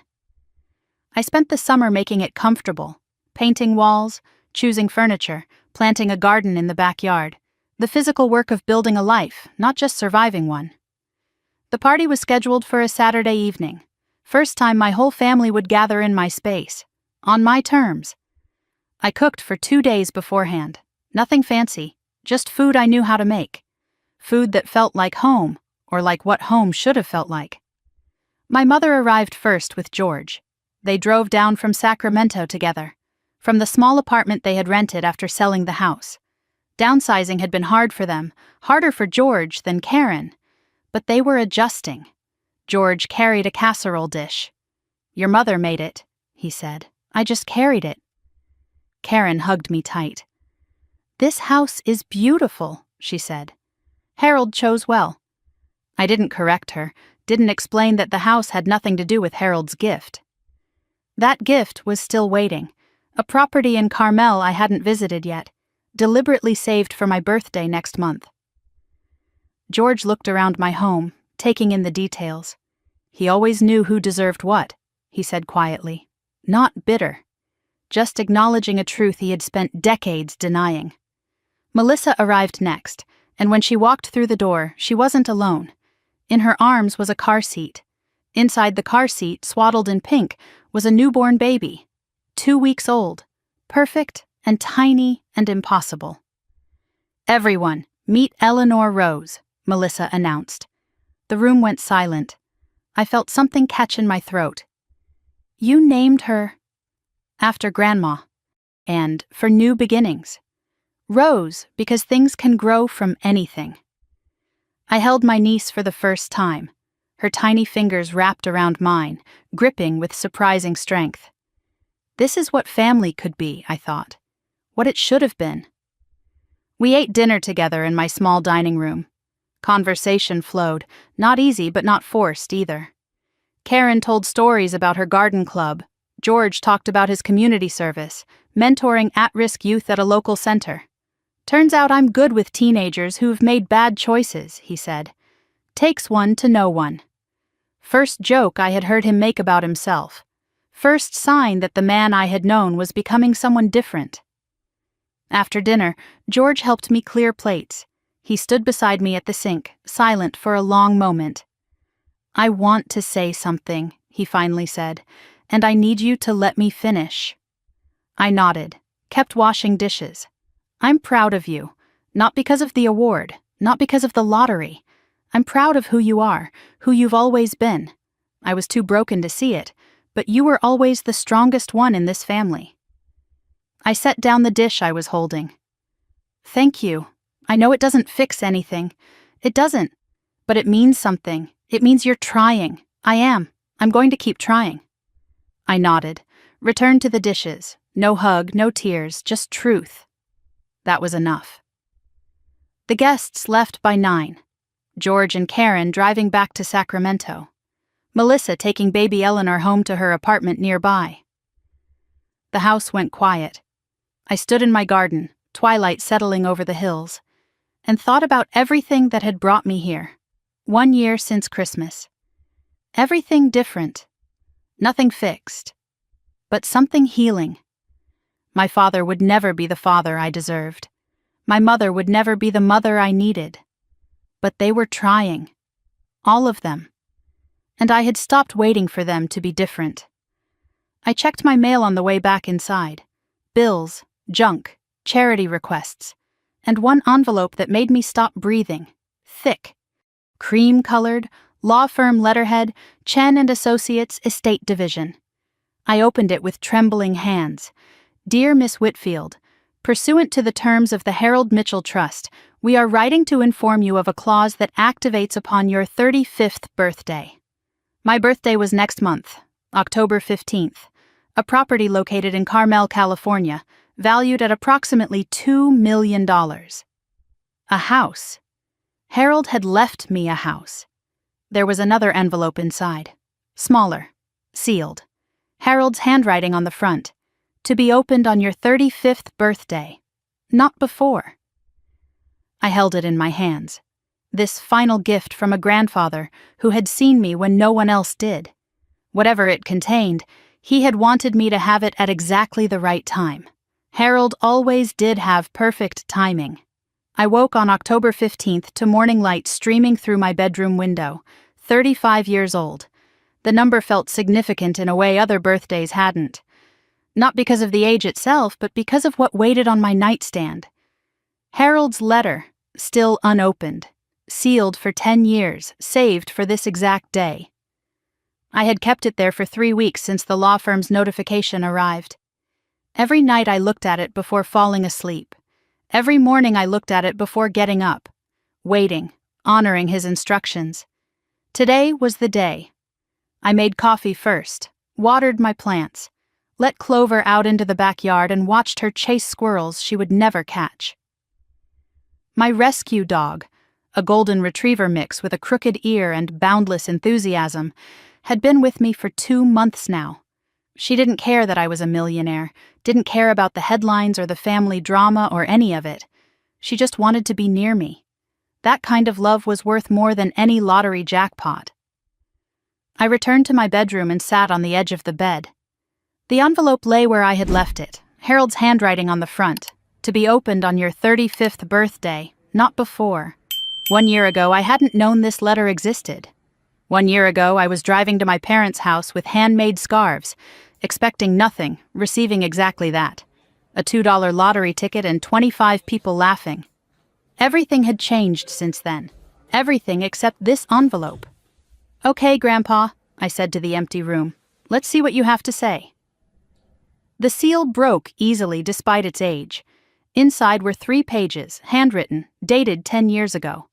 Harold's precise handwriting, familiar from the first letter Eleanor had given me on New Year's Eve. I unfolded the pages and began to read. "My dearest Ashley," the letter began. "If you're reading this, I'm gone, and you've turned 35. I chose this age for a reason. By 35, most people know who they are. They've stopped pretending. They've stopped waiting for permission to be themselves. I've watched you grow from a quiet child into a quiet woman. I know your father doesn't understand you. I know your mother can't protect you. I know your sister has been given everything you were denied. None of this is fair. None of this is your fault. But here's what I also know. You are the strongest person in that family. Not because you're loud or demanding, because you endure, because you see, because you love even when love isn't returned." I stopped reading, wiped my eyes, continued. "I bought a house in Carmel 40 years ago, when your grandmother and I were young. We spent our happiest summers there. After she passed, I couldn't bear to visit, but I couldn't sell it either. This house is now yours. Not because you need it, though I suspect you might appreciate a place to breathe. It's yours because you earned it. Every silent dinner, every dismissed achievement, every time you chose kindness over bitterness. You earned this." The final paragraph blurred through my tears. "I won't tell you what to do with your life. You've never needed anyone to tell you that. But I will tell you this. The quiet ones see everything. We notice what others miss. We carry what others drop. And in the end, we're the ones who matter most. Be happy, Ashley, not for anyone else, for yourself. You deserve it. All my love, forever. Grandpa Harold." I read it 3 times, then held it against my chest and cried. Not sad tears, something else, relief, recognition, being seen across time and death by someone who had understood me completely. The drive to Carmel took 2 hours. Clover sat in the passenger seat, nose out the window, tail wagging at every new smell. Highway 1 wound along the coast, Pacific Ocean appearing and disappearing around curves. I drove in silence. No music, no podcasts. Just the road and my thoughts and the letter tucked safely in my purse. Carmel appeared like something from a postcard. Cypress trees bent by decades of wind. Art galleries and dog-friendly restaurants. A town that felt separate from ordinary life, protected by geography and intention. My GPS announced the arrival before I was ready. I pulled up to a cottage-style house on a quiet street. Shingled roof weathered to silver. Blue shutters faded by salt air. A wildflower garden overgrown but beautiful, waiting for someone to tend it. I parked and sat for a moment, taking it in. 40 years ago, Harold and Eleanor had stood in this same spot, young and in love, beginning their life together. Now it belonged to me. I got out of the car. Clover bounded beside me, immediately investigating every bush and flower. A wooden sign hung by the front door, weathered but readable. Mitchell Cottage. Established 1984. Eleanor's maiden name, Harold's last name. My name now. The key from the law firm was old-fashioned brass, heavy in my palm. The lock was stiff but turned. The door swung open to 40 years of waiting. Dust motes danced in the light from windows that hadn't been opened in a decade. White sheets covered the furniture like ghosts of memories. But beneath the neglect, I could see what this place had been, what it could be again. The kitchen had an ocean view, the living room, a stone fireplace, 3 bedrooms upstairs with sloped ceilings and original hardwood floors. In the master bedroom, I found a framed photograph on the dresser. Harold and Eleanor, young and laughing, standing in front of this very house. My grandmother I barely remembered. My grandfather who remembered everything. The garden behind the house took my breath away, overgrown but recognizable. Tomato cages rusted but standing, rose bushes wild but blooming. He had gardened here too, just like the garden where he taught me to plant, where he taught me to tend, where he taught me that quiet things can grow. I found a guest book on the kitchen counter. Leather-bound, dusty. Mitchell Cottage Visitors. The first entry was dated June 1984. Harold and Eleanor Mitchell. First weekend in our new home. The last entry was August 2014, the year he died. Harold Mitchell. Saying goodbye for now. Saving hello for later. He had known, even then, preparing for this day. I picked up the pen beside the book and wrote the next entry. Ashley Whitfield. October 15th, 2024. Coming home. Eleanor's new facility was 20 minutes from the cottage. I had chosen it specifically for this proximity, though I hadn't told her why.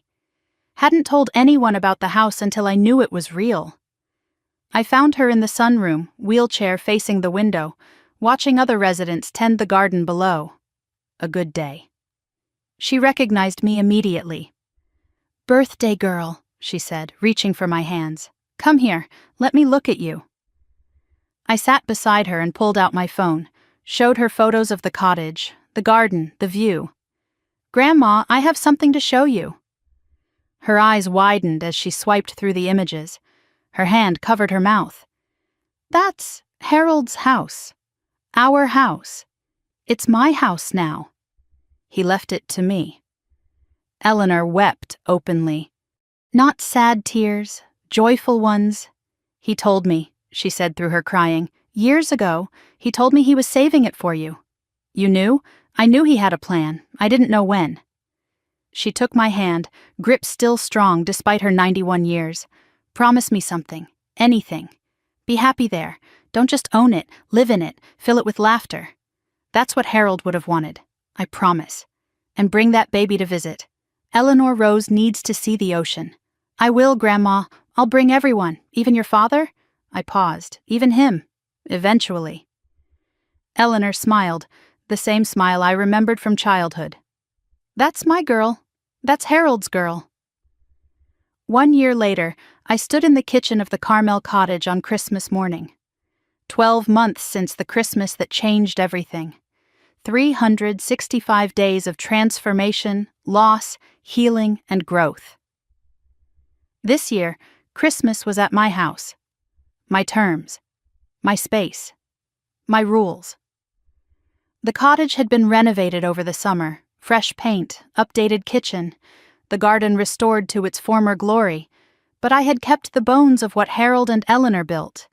The character, the warmth, the sense of being somewhere that mattered. My guests arrived throughout the morning, Karen and George first, driving down from their apartment in Sacramento. George carried a casserole dish. Karen hugged me at the door. "This house is perfect," she said. "Harold would be so happy." George looked around at the cottage, at the ocean visible through the windows, at the life I had built independent of his failures and expectations. "He's here," George said quietly. "I can feel him." He meant it kindly. An acknowledgement that Harold's presence lingered in these walls, in the garden, in the woman I had become. Melissa arrived next, and she wasn't alone. Baby Eleanor Rose, 4 months old now, wearing a tiny Christmas dress and gripping a stuffed elephant. "She's so big," I said, taking my niece in my arms. "She eats constantly," Melissa laughed. "Just like her aunt used to, according to Grandma." We set up a video call for Eleanor, propping the iPad in the living room so she could see everything. Her mind drifted in and out these days. More bad days than good. But today was a good day. "Merry Christmas, everyone," she called from the screen. Her voice was thin, but her smile was bright. She could see her family gathered in the house she had loved, in the home Harold had built, in the place that would outlast all of us. Dinner wasn't perfect. It was never going to be perfect. George was awkward, still learning how to be a father without being a patriarch. Karen talked too much, filling silences that didn't need filling. Baby Eleanor cried through the main course and had to be walked around the garden to settle her down. But we were here, together, trying. I watched my family around the table and thought about where we had been a year ago. The $2 lottery ticket, the laughter, the humiliation, the discovery that would change everything. My father had a long way to go, might never fully become the father I deserved. My mother was learning, slowly, to be a person instead of a peacekeeper. My sister was becoming someone I actually wanted to know, and I had stopped waiting for any of them to define my worth. After dinner, I stepped onto the deck alone. The ocean stretched endless and dark before me. Salt air filled my lungs. Stars emerged one by one as twilight deepened into night. Clover lay at my feet, content and warm. I thought about everyone who asks me the same question. Did winning $250 million change your life? The answer always surprises them. No, not really. The money gave me options, freedom, security. But it didn't change who I was. What changed me was a single moment. Standing in my parents' living room, holding a $2 lottery ticket, surrounded by laughter, and choosing finally to stop accepting crumbs. That was the real jackpot, knowing my worth. Everything else followed. I watched the waves crash against the shore below the cottage, thought about everyone watching this story, everyone who has ever felt invisible, everyone who has been the scapegoat, the afterthought, the quiet one who does the work while others take the credit. If you're watching this and you're in a family that doesn't see you, I want you to know something. You don't need $250 million to free yourself. You don't need luck. You don't need a windfall. You don't need anyone's permission. You need one decision: to stop letting other people define your worth. Set your boundaries. Walk away from tables where you're only invited to serve. Build your own table if you have to.